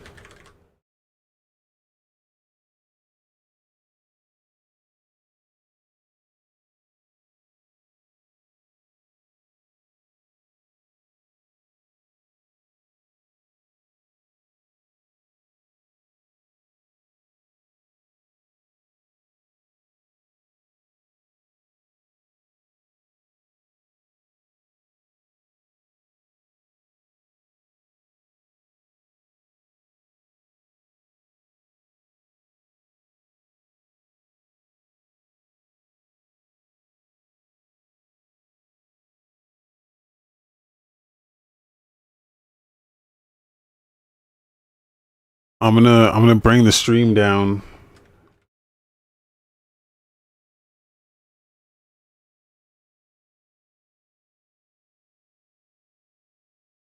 I'm gonna bring the stream down and then come back with Tell Me Why. So just so it updates on the YouTube side, because YouTube fucking sucks. So I can't just change the title and have it change. I have to stop and then make a new one. So do that real quick.